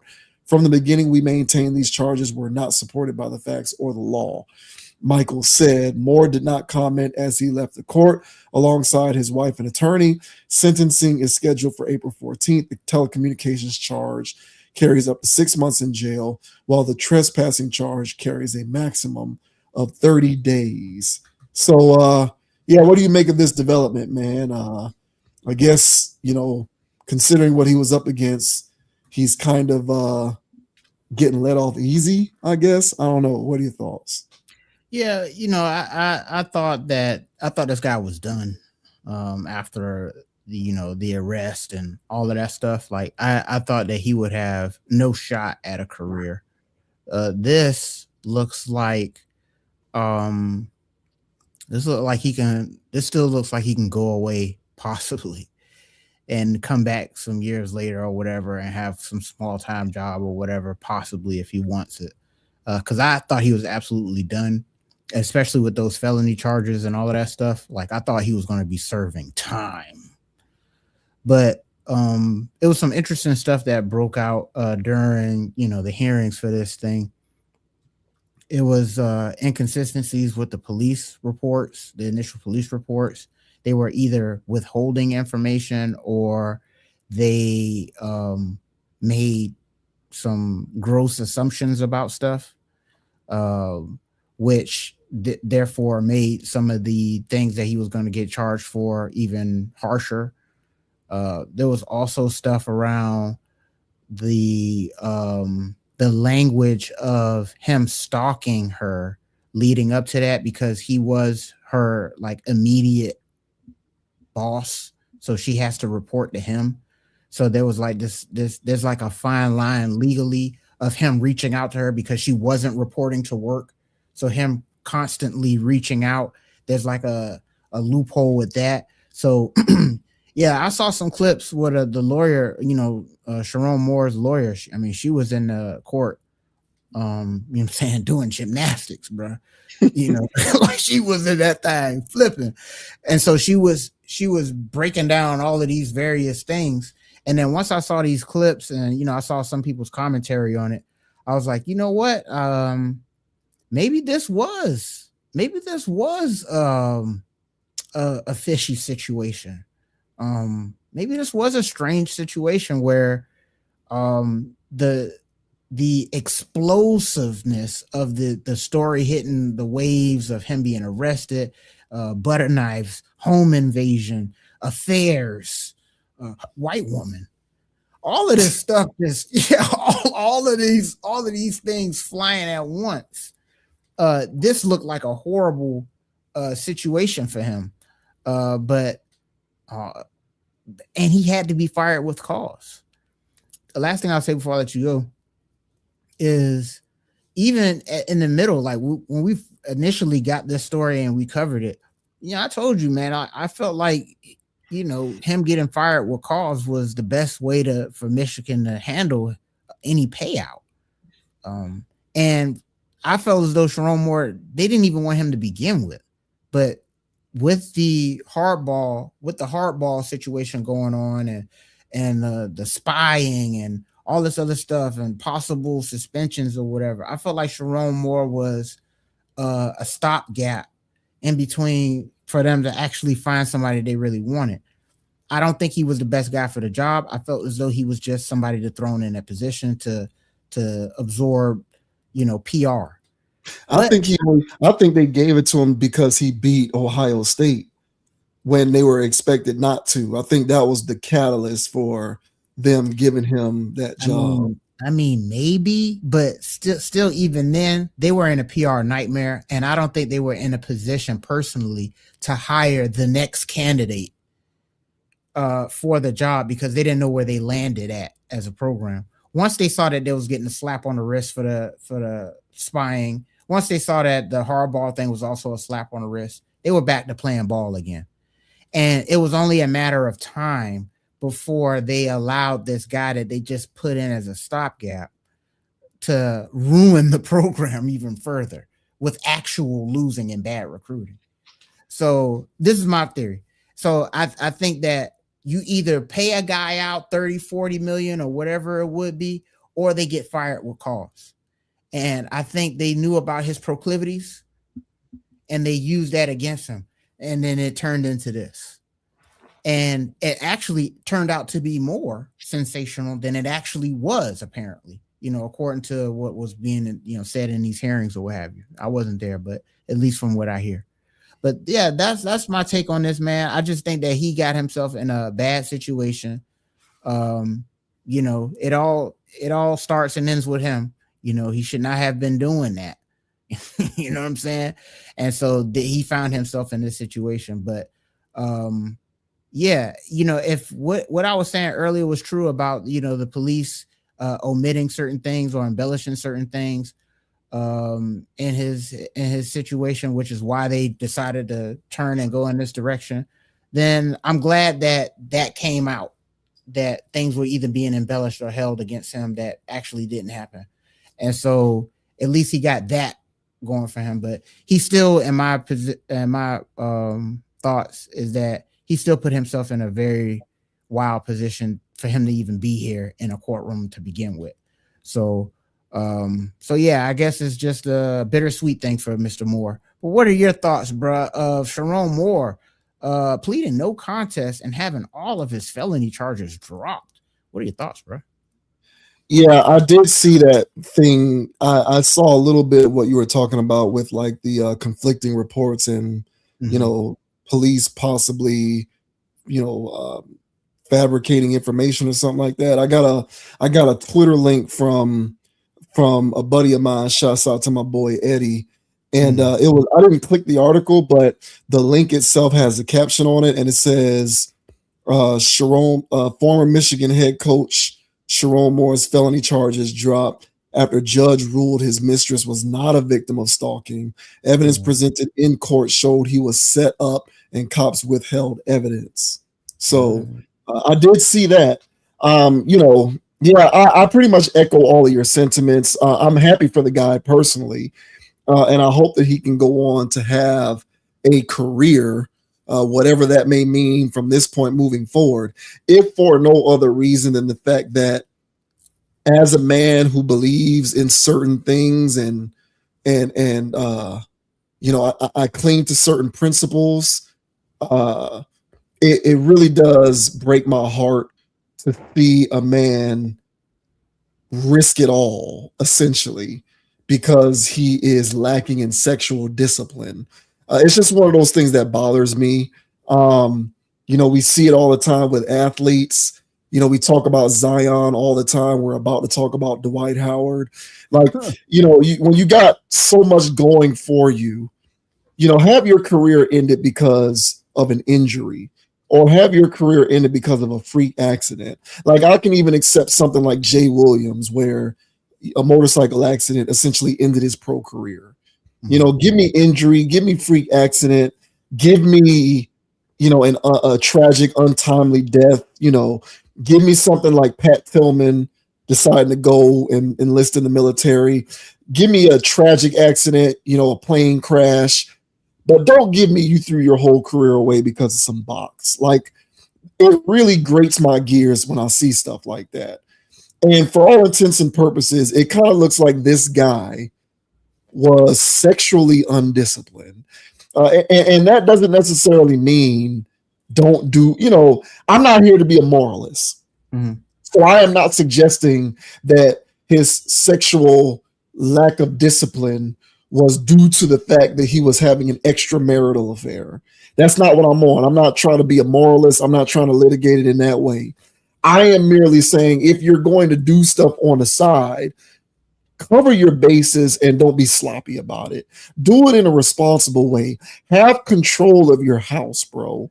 Like, as a grown man in the world who's bestowed with responsibilities that include leading other younger men and making a lot of money and being the face of an institution like Michigan for whatever that's worth, like, have enough fortitude to be disciplined in your dealings. If you're gonna slide on your old lady, do it in a smart way. Get some documents signed, have some checks and balances, have your bases covered legally. And this may sound frivolous or unnecessary, but I think in this day and age, when you're a guy who's in a position as lofty as this, you owe it to yourself and those around you to protect your house in a myriad of ways. Don't be so sloppy with how you go about doing stuff. I don't care that Zion wants to smash strippers. I don't care that Zion wants to smash strippers and adult actresses. I care that you did it so irresponsibly that you couldn't prevent these women from putting you on blast on the internet and extorting you for $250,000. Like, you could have prevented that. I'm not saying don't be out here. I don't agree with being out in the streets, but it's not my life. Do what you do, bro. But my whole thing is, if you are going to be doing this stuff, bro, don't risk it all by being sloppy and undisciplined. Like, and this is me having more of a galaxy brain altruistic. This is me having more of a galaxy brain altruistic take. Men are and I've said this before. Men these days are ceding too much of their authority and power on the basis of sex. Like, something that you don't have to chase that hard if you're in that position, something that you shouldn't be paying for when you're in that position. Like, you don't really have to be doing these things. I know you can, but you don't. You have enough leverage that these women should be bending the knee to you in your terms. But you don't understand that because you don't know your own value and your own worth. So you're sexually undisciplined and you're risking it all in the process. Like, I feel some type of way about that. It's just one of those things that I feel strongly about. So for me, when it comes to this guy, I hope he doesn't serve a day in jail. I hope he gets off with house arrest or community service or something like this. Maybe I don't know if he'll have to pay a little restitution, whatever. I hope he doesn't serve a day in jail. And I hope that he sees the light of day to go back to coaching so that he can make amends for this and reconcile it in the best way that he can. Because I just really hate seeing dudes forfeit everything that they work to earn over a woman. It just bothers me. Yeah, man. Well said, bro. And, and yeah, you just read the headline of an article, but that's the premise of the hearings that I was hearing. And yeah, man, it just feels to me that, Michigan saw an avenue. They saw an avenue to get rid of the guy that they didn't really want in the first place without paying him buyout money. I think that's what this is. And then it went left, or was part of the it going left stage, because these are the things that are getting dropped. So it's a funky situation. He got himself in this situation. And I think I said this the first time around too, thinking he can be like everybody else. And you ain't everybody else, bro. Especially when you at these, when you're making millions of dollars a year. You are not everybody else. And so, yeah, and his sexual discipline, it ain't even got to be NDA stuff or any of that stuff. It's just don't smash nobody at work. His contract was don't smash people at work. Yes. So he could have smashed anybody he wanted. You just didn't have to smash the people at work. Yes. So that's not even hard, bro. This ain't Walmart. This ain't McDonald's. You're at Michigan and you're the head coach. They said you're going to lose tens of millions of dollars if you have sex with anybody here. Me personally, I would be like, okay, well, I will literally walk outside of the campus parameters and then do, he can do all his OnlyFans weirdo stuff there. Texting women in the middle of an Ohio State game. Who gives a damn? Y'all don't have to like me for that, but you damn sure can't fire me for cause for that. You know what I'm saying? So he just did the absolute boneheaded thing of sleeping on a job. So again, he can flip this and say, well, hell, they doing that over there. They doing that over there. I thought I can, but you know you can't. Now, if you didn't know that before, now you know, bro. You can't do that. You know what I'm saying? That, I had jobs while I'm working at Walmart, man. I'm working these low-level jobs. You know what I'm saying? There's HR. There's rules here. People were smashing the HR girl at Walmart. They were doing that. That's how I go there. Nobody gives a damn. It's Walmart. You know what I'm saying? But then I started getting these corporate jobs, and HR is HR. They're giving you those annual trainings because people be reporting stuff. So once I'm seeing this stuff and it's like, hey, I can make jokes like this at Walmart, but I keep doing these annual trainings. Some of these jokes is not going to fly here. I'm not going to lose my job for some joke I made. You know what I'm saying? And I don't care if they're giving me the flavor too. I'm not doing it. So every communication that I have, whether it's text message, whether it's email, whether it's at the water cooler, everything as if HR standing right there. Why? Because I ain't trying to lose this job, bro. And I don't need nobody misconstruing what I said. Because in those training videos, Tim was just joking about her big rack.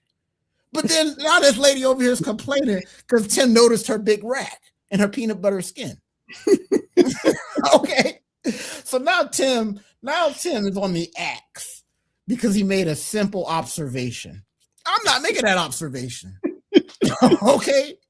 So Sharon, and I'm not making hundreds of millions of dollars, if you see what I'm going at.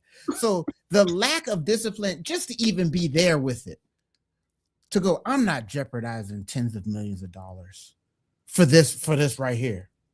You know what I'm saying? For this is so basic, bro. And you see the video, she's so basic. I mean, nothing that she's offering you is worth any of that. So I think this is just a lesson to be learned from guys in general. When you on the job, bro, you know what I'm saying? Just be careful about what you're dealing with, who you're dealing with, and all that good stuff. Me personally, like I said, I treat it like HR can get involved at any moment. So I keep everything above board. And I think that's the takeaway from all of this stuff, because he thought he could just live casual and treat it just like how everybody else do. But when you making that kind of money, bro, whether you know it or not, you got a lot of eyeballs watching you.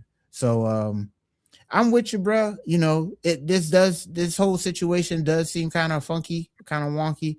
So based off that, man, you hope the guy rebounds, but the stigma is there. So that's why I say he might have to go away for a few years and build up his rep again that way. But right now, I still think it's kind of hot for him. Yeah, I hope that day does come eventually. I do, because I just hate seeing this stuff, man. I think American neoculture is already doing a concerted effort to minimize the role of men in today's society. I don't think it is helpful for men to play a role in contributing to their own downfall. And when I see stuff like this happen, that's what I think about. Like, yep. They already they already are thinking that if you just put some booty and a couple of pair of breasts in our face, that it's open season and we'll do whatever. And that notion is reinforced through stories like this. And there's countless more just like it. And I'm not trying to be anti-woman. I'm not anti-sex. I love women and sex just as much as the next guy, but men have to be more disciplined when it comes. Yeah, you have to be more disciplined with this stuff. You do, and you don't. And like you said, bro, it's just don't be doing it on the job at Michigan. Like that's just the dumbest decision you could have made, and I can hold him accountable for that. Yeah,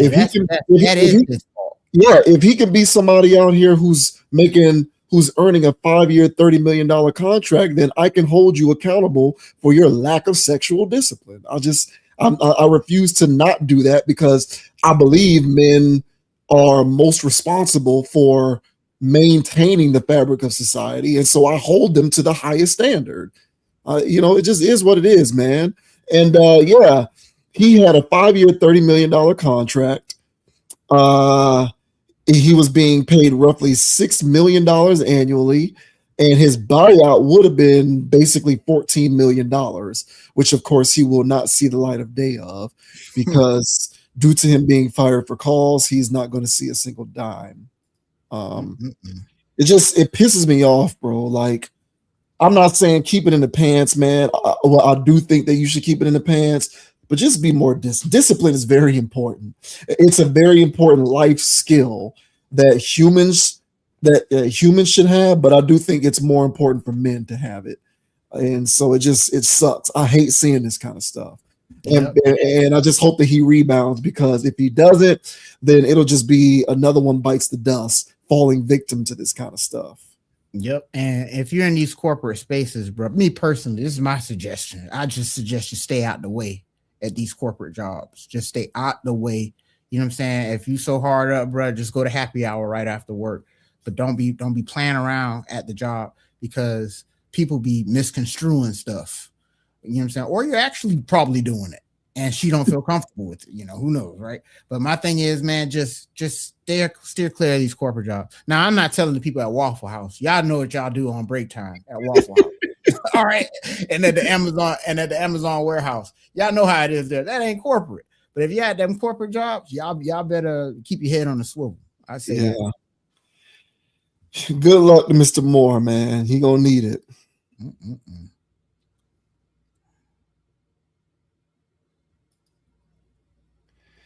Yeah, boy. The down bad story of the stream. The down bad. We got Dwight Howard filing for divorce from his wife, who he's been married to for only a little over a year.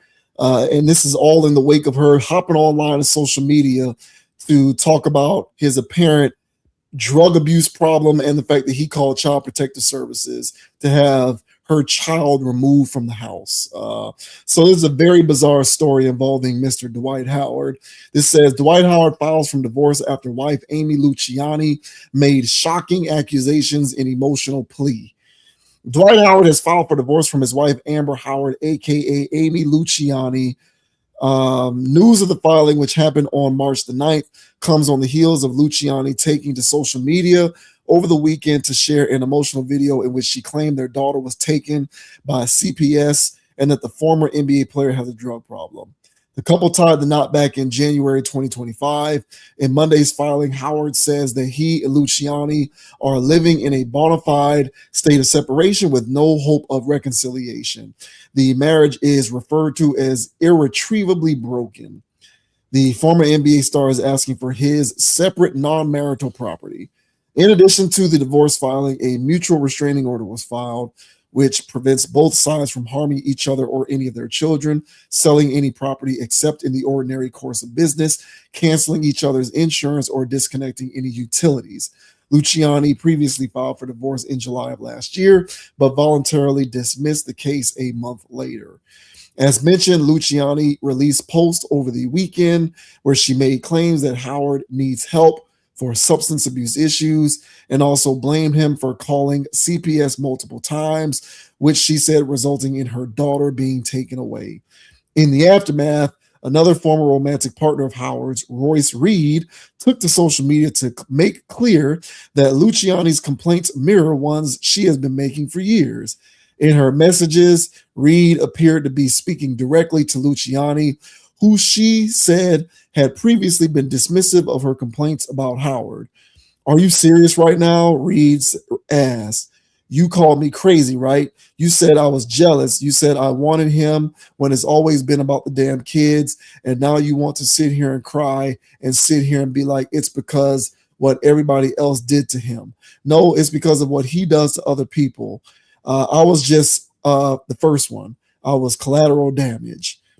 So there's the ex basketball wife, Royce Reed, who he wifed up and had children with, also joining in on the peanut gallery, co-signing what his future ex-wife was talking about in terms of problems associated with Dwight Howard.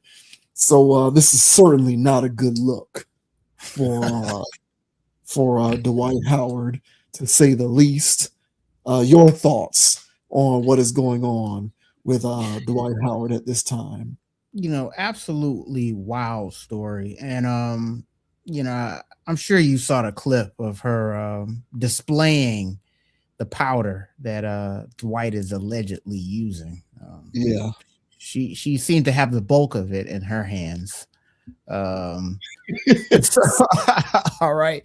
So I would have provided that clip, but you all can find that on the internet. All right. We don't know how that would go over with YouTube moderation.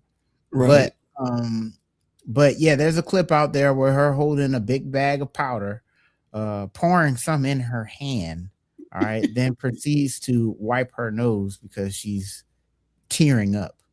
So of course the internet has been having fun with that, saying that it looked like she also uses, if Dwight is using, which honestly, I wouldn't put it past her.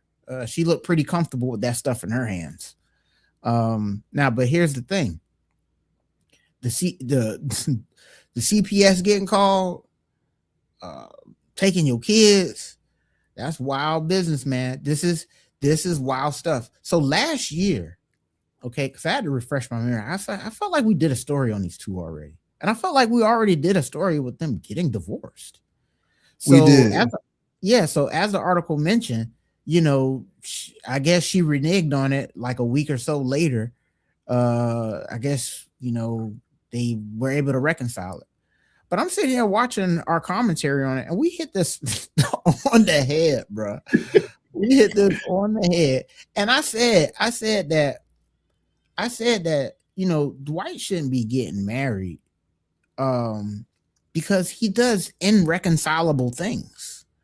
I don't know him personally, but what I have heard from him and the things that I've seen from him, he doesn't come across as a guy that should be getting married at all.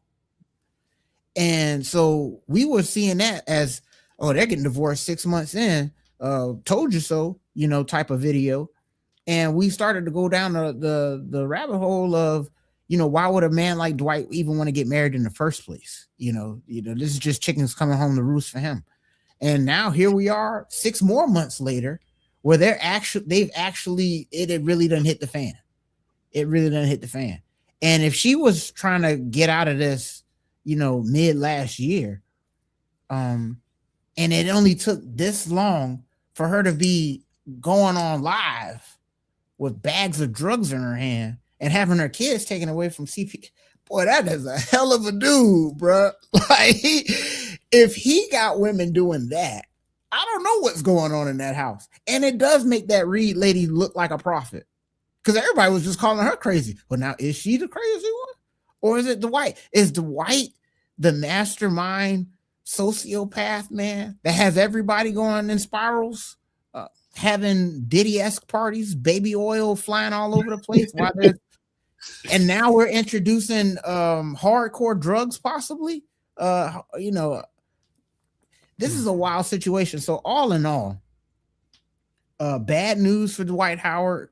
Yes, he's the one filing for divorce. So I guess if he's being the aggressor here, and he's claiming that these are irreconcilable things, if he has a case, for him to be calling CPS and having a kid taken, maybe he actually has a case on her that she's the dope head.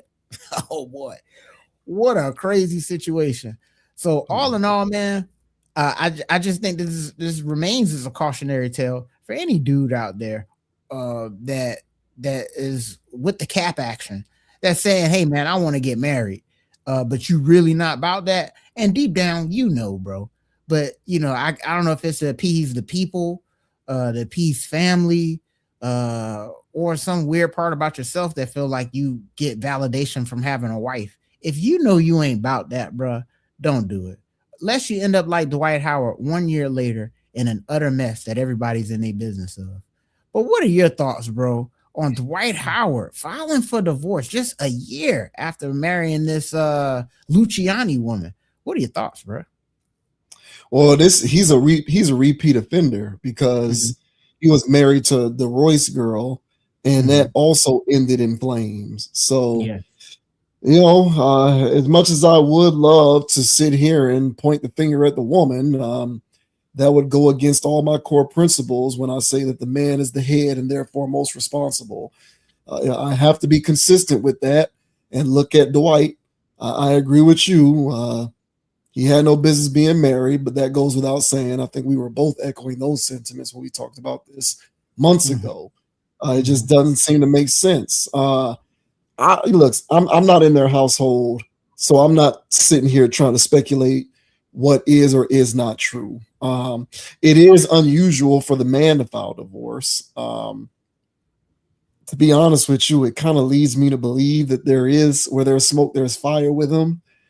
Because, generally speaking, the person who files for divorce usually is doing so in order to curry favor in the court of public opinion, because the idea is I'm filing divorce because of how aggrieved I am over how I've been mistreated in this situation, when really the truth is somewhere in the middle. Rarely is it a situation where the person who's filing for divorce is just this complete and utter victim who has no responsibility in terms of what happened. So for Dwight to be the one who's filing for divorce kind of tells me that he was definitely not doing right by this marriage in certain capacities, although I don't know for sure. And this is purely reckless speculation, of course. So I don't know, man. I'll kind of say what I said about Sharon Moore. I hope the man bounces back, lands on his feet. I hope when the dust settles, it serves as a valuable lesson for him. Maybe he'll, understand from this point moving forward that perhaps marriage is just not for him. At this point, there's no reason for him to do it anyway. He's got his money and he has his children. So to your point, outside of being designated, as someone who's in a marriage, I really don't see the incentive for wanting to enter into such an arrangement anyway. So why bother dealing with it? But I hope that he goes his own way and learns how to be comfortable enough in his skin to go his own way. That's pretty much all I can say. It's funny. Like, we spend all of this time trying to psychoanalyze and dissect Russell Wilson. And for all intents and purposes, Russell Wilson is just a socially awkward, quirky guy. But I don't see no stuff like this since he got married to Sierra. It's been crickets with him outside of his usual quirkiness. But with Dwight, there's all of this smoke, and there were no sleuths investigating anything in relation to him other than speculation about whether he might, swing both ways or not. I don't know. But, it's just one of those things, man, with certain people. I hope Dwight figures it out, man. I really do. I don't like seeing people in pain. I really don't. But at the same time, we must all be responsible for the role that we play in our circumstance. And if we pay a high enough of a price in order to learn the value of a paradigm shift, then sometimes it's worth the price to pay. And so if he is able to figure out that lesson, then he can come out all the better for it, because he is down bad right now. It's not looking too good.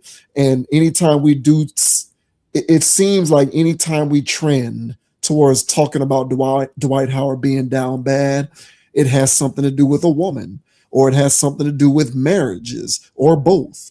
So again, I hate seeing stuff like this. Hopefully he figures it out. Yeah, man. So I don't know. I don't know if he ever will. This guy, that's what I'm saying, bro. Like you said, there's a lot of smoke around this guy. Now I can't, you can't really pin it down of what's really true, what's going on. Maybe he has a proclivity of messing with crazy women to begin with. Maybe that's kind of his thing. Maybe he likes the crazy women and they finally go crazy with him. Who knows, right? But it's a lot of smoke. This is a lot of smoke, because if it's not the women doing it, the kids would say something, or like there's always something with this guy. So will he fix that? I kind of don't. I don't think those guys changed their stripes. I really don't. And it just really looks like it. Of course, speculation, but it just looks like she thought she can hang with the lifestyle. But I think what ended up happening was like she was partying with Charlie Sheen, and it was fun at the beginning, but Charlie do this every day, and he's got tiger blood, so he can handle all of this. You're flying off the rails and crying in your car. You know what I'm saying?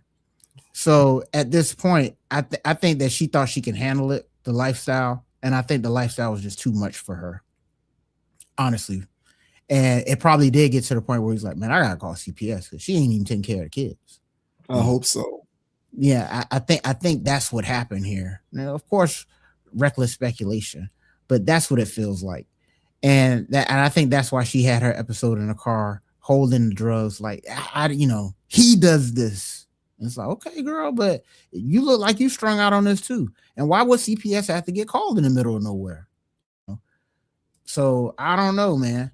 So I just think that, yeah, I think the best way of looking at this is that things that have a lot of smoke around it and you can't really pin it down, by association of the smoke, I tend to just go, you know what, man, there is a fire over there. Okay, there is a fire. So whether this person keeps dating the fires or he's the fire himself, in any case, I'm not stepping over there with that. And there's no justifying or feeling sorry for people in that boat. Because these, I think he's just a man that loves the lifestyle. And I think he loves to party. And I think he just loves to have a good time. And that guy shouldn't get married if that's where he's at. So, hey, man, we'll see what happens to this. I'm sure there's going to be more to unfold with this. And we'll come back in another 6 months, apparently, to cover the latest chapter of the Dwight Howard saga. Yeah, there just seems to be a correlation between his relationship / marriages and stints with him being down bad. Yeah. So I kind of feel like as long as he stays as long as he stays away from getting married, he should be fine. It just seems as though whenever he decides to get married, stuff goes left. I don't know, man. I hate seeing these guys get down bad over like domestic situations. It's just at this point, it's silly. You got way too much to lose, bro. Yep. Yeah. Shout out to the Orlando Magic, man. Yeah. Shout out to the Magic, Orlando. Yeah. Shouts out to Ray for Austin. Yeah. Yeah. Shouts out to Ray, man.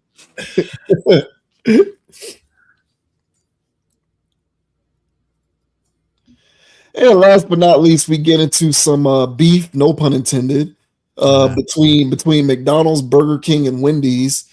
So apparently, I didn't know this, but the CEO of McDonald's, he tries to be active on social media whenever there's a new food item that McDonald's is unveiling. He'll sit down and do a video where he's eating the food item to boast about how good it is and whatnot. And so McDonald's has this new burger that they were putting out there.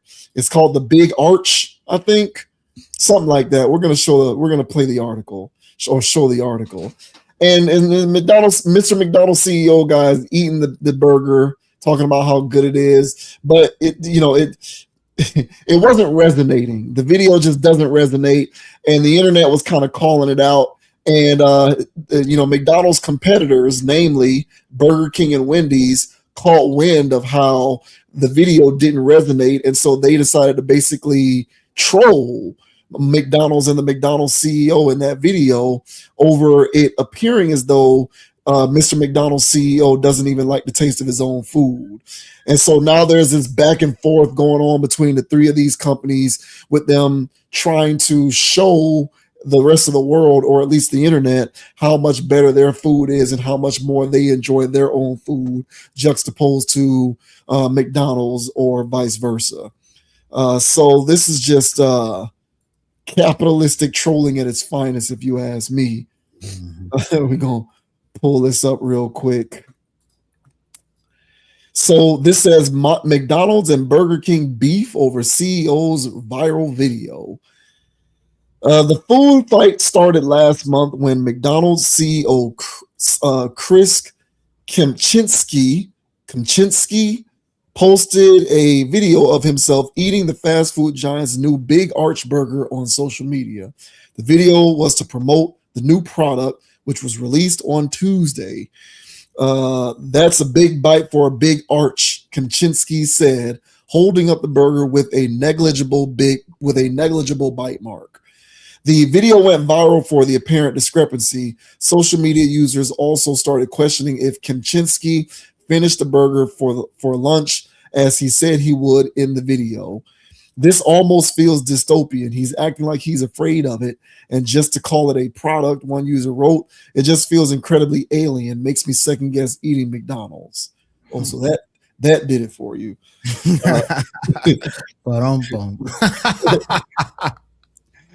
I promise I will be finishing this for lunch. I swear, another wrote. An Instagram account belonging to car maker Mini Cooper also weighed in, writing, "Gonna start test driving our cars 1 meter at a time." Burger King's comment, which received nearly 71,000 likes, was brief. "We couldn't finish it either."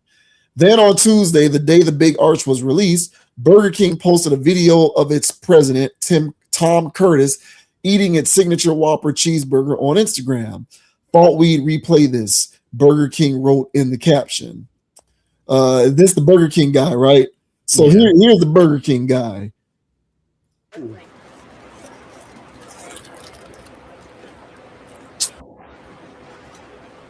Not bad, right? Only one thing missing: a napkin. Okay. All right. They put that out in response to the McDonald's CEO video. The fast food behemoth denied that the video was related to the spat. "We can confirm that this video was not created in reaction to anything," a Burger King spokesperson said in a statement to NBC News on Wednesday. "While the timing may seem quick, the video was part of ongoing efforts to spotlight the recently elevated Whopper and Tom's direct engagement with guests. We believe leadership should genuinely enjoy and stand behind the food we serve, and it was important for him to experience the Whopper the same way our guests do as we continue building momentum around our menu updates," the spokesperson continued. When asked for a statement, a spokesperson for McDonald's referred to a recent post on its Instagram account. The post has an image of the company's new burger with the following caption, "Take a bite of our new product. Can't believe this got approved." On Wednesday, competitor Wendy's appeared to weigh in on the spat. On LinkedIn, Wendy's posted a video of its U.S. president digging into one of their burgers. "Lots of chatter this week about burgers." A caption for the video reads, "Thought we'd remind everyone what fresh, never frozen tastes like." Wendy's then reposted the video on X with the comment, "This is what it looks like when you don't have to pretend to like your product." So that's that. We got beef between McDonald's, Wendy's, and Burger King. Now, here is the original video. Here's the original video of the McDonald's CEO eating the Big Arch burger. The Big Arch. So Weak name, but nevertheless, Big Arch. Big Arch. Yeah. So here's the CEO of McDonald's, Mike Kimchinsky, posting eating the Big Arch burger from McDonald's. Here with, you've heard about it. Here it is, the Big Arch. This is something that we have tested already in Portugal, Germany, Canada. I love this product. It is so good. I'm going to do a tasting right now, but I'm going to eat this for my lunch, just so you know. So here we go. First, holy cow. God, that is a big burger. We've got a very unique kind of sesame poppy sort of bun on it. We've got 2 quarter-pound patties, a delicious Big Arch sauce, and of course some lettuce. So, there's so much going on with this. First of all, let's try to get this thing. I don't even know how to attack it. Got so much to it. Oh, there's also some crispy onions on here as well. I see those kind of coming out. All right, the moment of truth. That is so good. That's a big bite for a Big Arch. It's distinctively McDonald's. Only McDonald's could do this type of burger, but it also is unlike anything else on our menu. It's a delicious product. You've got sort of the cheeses and the gooiness, but those crispy onions as well gives a nice texture. And of course, we've got the pickles. So I'm going to enjoy the rest of my lunch, but Big Arch, try it when you can get it. All right, there you go. The Big Arch. That's a big bite or a Big Arch. Yeah, unbelievable. So what's your take on this beef brewing, man, between these 3 titans of industry, the fast food business? Yeah, I first of all, when I saw this McDonald's guy, this Chris K character, just fumbling the burger as if he's never even picked up one before. Then he's saying, I don't even know how to attack this. I don't attack my food. I eat my food, Mr. Krasinski's. Then, you know what I'm saying? Then he proceeds to take this robotic bite of the burger. And people are making points because he does these other reviews of his food where he takes these bites and starts to talk while he still has food in his mouth. And people was pointing out that this guy doesn't swallow his burgers. Okay. He stuffs it in his cheek and he talks while there's one bite in his mouth. And this whole situation has had the TikTok streets at least. They were tearing into this McDonald's CEO guy because he's not a guy that seems to be in touch with his product. Not in touch with his product, literally. All right. The fact that he calls his burgers products, like people have been tearing this guy apart, and for good reason, because at least the loud people on the internet seem to think that McDonald's is horrible. Now I still see that line wrapped around the corner. I don't know. I was going to bring that up. Go ahead. Yeah, so I don't know if these people are double talking or they just say stuff because it sounds good, but man, I'll still get a McFlurry now and then. Like I don't know where these people stand at. But me personally, I have banned McDonald's because I think they stopped selling real food a long time ago. And I think that this Chris K guy knows that that's not a real patty. I think he knows that. And I don't think he wants to eat bioengineered 3D printed meat. Okay, now he's not gonna sit here and say that it's 3D printed. But I'm pretty sure that this thing is made out of an amalgamation that would make the average person think twice about eating from there. So I think that's why he's so out of touch with it. I think that's why he's so weird about it. And honestly, Wendy's and McDonald's, of course, they're hopping in on a trend. Wendy's and Burger King are hopping on a trend because they see this as a hell of a marketing opportunity to try to one up each other. But honestly, they're all coming from the same cesspit of hell where they're all selling people bioengineered foods at every level. So whether it's their breakfast, whether it's their buns, whether it's their lettuce, or those onions that Mr. Chris K was talking about. So all in all, I think that the rest of the fake beef that these other fast food chains are hopping in on, you know, I just think they just see this as a golden marketing opportunity. But it all stems from this guy here that seems to be, you know, robotic when it comes to eating a burger with fries. So that's my take on this, man. But what are your thoughts, bro, on this Chris K, the CEO of McDonald's, eating his burger in a cringeworthy fashion, and then Burger King and Wendy's hopping in on the trend to clown him? What are your thoughts, bro?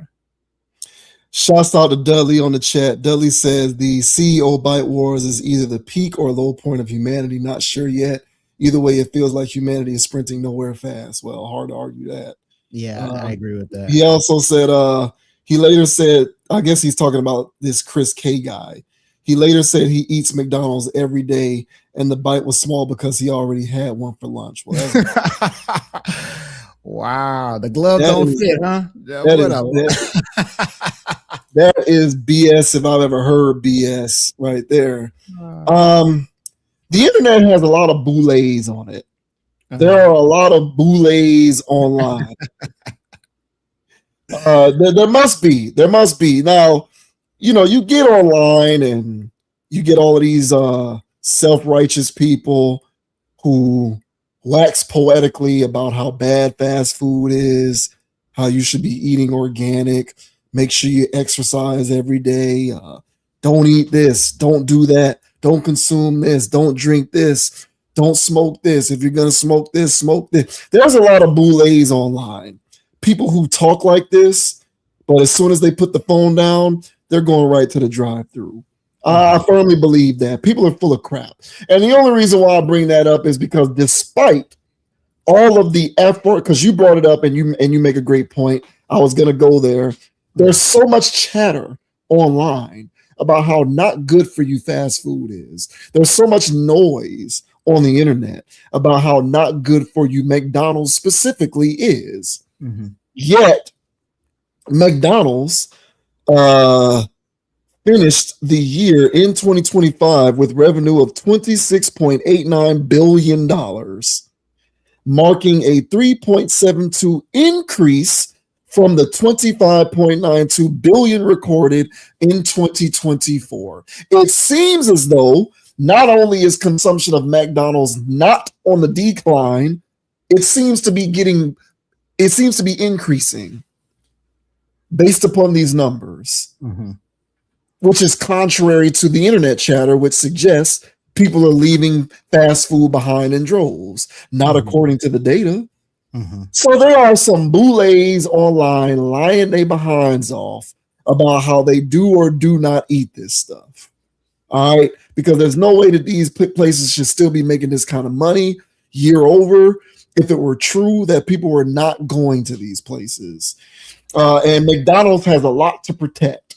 So they better be on TikTok making videos advertising the big arch because they need to protect that $26.89 billion nest egg. So they are well within their rights from a capitalist standpoint to do what they did, as cringeworthy as that video was. And I do agree it was tough to watch. Doesn't seem to be stopping them from being too big to fail because, as you put it, those lines continue to be wrapped around the building even in 2025. So what are we doing here? As far as I'm concerned, all Burger King and Wendy's were doing was trying to seize upon an opportunity to cut into that. and to try to kick a wounded animal while it's down. Yes. Because they want to carve into some of that market share. Yeah. Because if you look at Burger King, so I couldn't even find direct numbers attributed to Burger King. All I could find was numbers attributed to Burger King's parent company, which is RBI, Restaurant Brands International. And it says that Restaurant Brands International reported total revenue of $9.43 billion for the full year of 2025. Now, to put that into perspective, RBI is the parent company for several establishments. Burger King just happens to be one of them. Another one, for example, is Popeyes. So that 9.43 billion, that's not just Burger King. That's all of those restaurants put together. And they still don't even come to half of what McDonald's did by itself. And then you got Wendy's over there trying to, mind its own business, doing its thing. Wendy's reported a full year 2025 revenue of $2.17 billion, representing a 3.1% decline from the previous year. So Wendy's ain't doing too hot. And the only reason why this RBI seems to be increasing year over is because it's not just Burger King. They got a whole bunch of other places. But McDonald's is the bully on the block, clearly. And all of these boulets online who want to preach to you about the dangers associated with consumption of fast food need to chill. Because I'm telling you, the vast majority of these people who talk like that will get in their car and they'll head straight to McDonald's themselves. So leave McDonald's. Now I know that they were making a lot of money. That is a lot of damn money, bro. Listen, and I have family members who are in the McDonald's business. I can tell you firsthand how good it is to be in the McDonald's business. I can imagine. Okay, so I know, I have firsthand experience and knowledge as to how good it is to be in the McDonald's business. And it is what it is. Personal responsibility is something that I do believe in. So I'm not trying to sit here and engage in righteous indignation going after the fast food chains. They offer a product. They offer a product, and if people want to continue to consume it, that's on them. If people were really about that life, they'd stop going to McDonald's, but clearly we see that they don't if you read the numbers. So it is what it is. I think that this is just competition at work. And I think Burger King and McDonald's looked at the situation. They said McDonald's is going through some bad press. Let's try to take advantage of this bad PR that they are currently in the midst of. Let's try to take advantage of them being a wounded dog and carve into that market share as best we can. And that's pretty much all this was, because reports of McDonald's demise were greatly exaggerated. Yeah, I can't believe that those numbers. I mean, I can, but it's wild. But I told you, I don't know if that was online or that was offline when we were talking, bro. But I told you, man, that it's a McDonald's by my house, bro. You know what I'm saying? That thing stay jumping, bro. No matter what time of day it is. The little car spot 2 for people to pull up because it's taking too long or whatever. The stay filled. I mean, people walking back and forth all the time. I was like, there's no way this many people are still eating here. First of all, you already know what it is, I would hope. And then second of all, the prices, it don't equate. You're not even paying for what you're eating no more. I don't know what's going on, man. But the few times that I did, eat because I banned McDonald's personally years ago. But I will still call myself eating at restaurants here or there due to circumstance or whatever. And it's progressively gotten worse over the years. The food tastes even more and more fake and put on. Or like it'd be chicken, but it's not a chicken. Like, what is this? Like, what? It's like 3-piece together thing, but they're calling that one chicken breast. Like, how did they put this together? It's kind of held together by some edible glue. It'd be weird stuff. It's like, so I'm eating it at that moment because Brian eat all day or whatever. I'm about to go to the airport or stuff like that. And I'm sitting there eating. I was like, people eat this every day. How do they do this? So I don't know, man. What was that movie? That guy was eating McDonald's day and night until he passed away or got sick or something. Super Size Me. Super Size Me guy. Yeah, he didn't die, but he got really sick to the point where it was like, hey, bro, you got to shut this down. Yeah. Why? Because you're not eating food. Actually, I do think the Super Size Me guy died. I think later though. I don't think he died. Yeah, no, not at the time. Yeah, not at the time. But no, he. I'm pretty sure this guy died. I'm gonna fact check that. Yeah. No, I don't think he here no more. But I don't think it was from the documentary though. But yeah, I think he left this place. He did. Yeah. Yeah. But I know that I'm sitting there watching a movie and I saw how violently ill he was getting.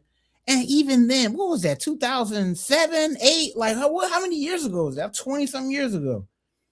And it was fake as hell then. So I don't know what people are doing, man. You know, Godspeed, bro. But you got to get off them drugs. They got dope. They got dope in them fries. You know what I'm saying? So you got to get off the dope, man. So if you still part of that 26 billion or whatever the hell they making, increasing 3% every year, how the hell? But here we are, y'all. So this is the CEO, and this is what he thinks of that 26 billion. He don't eat it his damn self. Yeah, people need to understand that these people don't eat this stuff. Just like and that I think that's a good starting point for weaning yourself off of it. It's just like if you're hooked onto adult content, for example, if you can't stay off the adult sites, like I hope a lot of people who watch this stuff understand that those people who are in these movies, they don't watch that stuff themselves. They don't. They perform in it, but they don't go home and watch any of that stuff themselves. But you're hooked on this narcotic, and the people who you're watching it from, they don't even use the drug themselves. It's the same thing with these people who run these companies. They don't eat this food themselves, and you should take note of that. And RBI, so that this company, Restaurant Brands International, they run Burger King, Tim Hortons, which I'm not exactly sure what that is. It looks like it's in Canada. Burger King, Tim Hortons, Popeyes, and Firehouse Subs. That's all four of those establishments. And all four of those establishments worldwide for the year 2025 didn't even make half of what McDonald's did by itself in 2025. And that was an increase from McDonald's over the previous year, which in 2024 they increased over 20. They just seem to be getting bigger despite all of this internet hoopla with the boulets online getting all preachy about how bad it is. They still making money hand over fist. So somebody explain that one to me. Hey man, it's a lot of people. I think it's a lot of people under that spell, man. So y'all gonna have to wake up, bro. We got the Ocho Cincos and the Chase. What's that boy name? The Chase boy from Cincinnati. That openly admit of eating McDonald's. You know what I'm saying? They admit that. You know what I'm saying? But I make jokes on here before. I say, hey man, Chad Ocho looked like he eat at McDonald's, bro. You know what I'm saying? And I'm not saying that to be disrespectful. It looked like he eat there. You know what I'm saying? There's guys that look like former athletes, and he looks like a former athlete, but he looks like a former athlete who eats McDonald's. So my thing is, man, is that y'all be safe out here, bro. You know what I mean? But it's something to me about McDonald's just feels like the ultimate demon, and that you don't want to eat food from them, bro. There's other places out here that's selling bad food too, but McDonald's got the recipe for the bad food. So that's why this man ain't eating it for real. He just sticking it in his cheeks and I'm sure spit it out later. This man don't eat. I refuse to believe that he eats it for lunch, that he eats it for his lunch, or that he eats it for his own private meals. Like I refuse to believe that. Refuse. Hey, y'all stay safe out there, man. But no, I'm not buying this, Mr. CEO, man. Try again. Yeah. Get off that narcotic, man, because these people ain't eating it. They serving it to the masses while they get to retreat back to their palatial estates where they have meals being prepared for them by chefs who are curating all of these things for them that are organic and real ingredients and everything else under the sun. So but these are capitalistic wars, that's all. But shouts out to everybody who has gotten off the McDonald's and the fast food narcotic. Yes. Good shout out there. Yeah, for real, man. And with that out of the way, we're done, guys. Another edition in the books. Thanks to everybody for tuning in. Major shouts out to Marcus Dudley on the chat, as always, my brother from another mother, for the biggest supporter of the channel, man. Very much appreciative of my guy Marcus Dudley, man. We go back.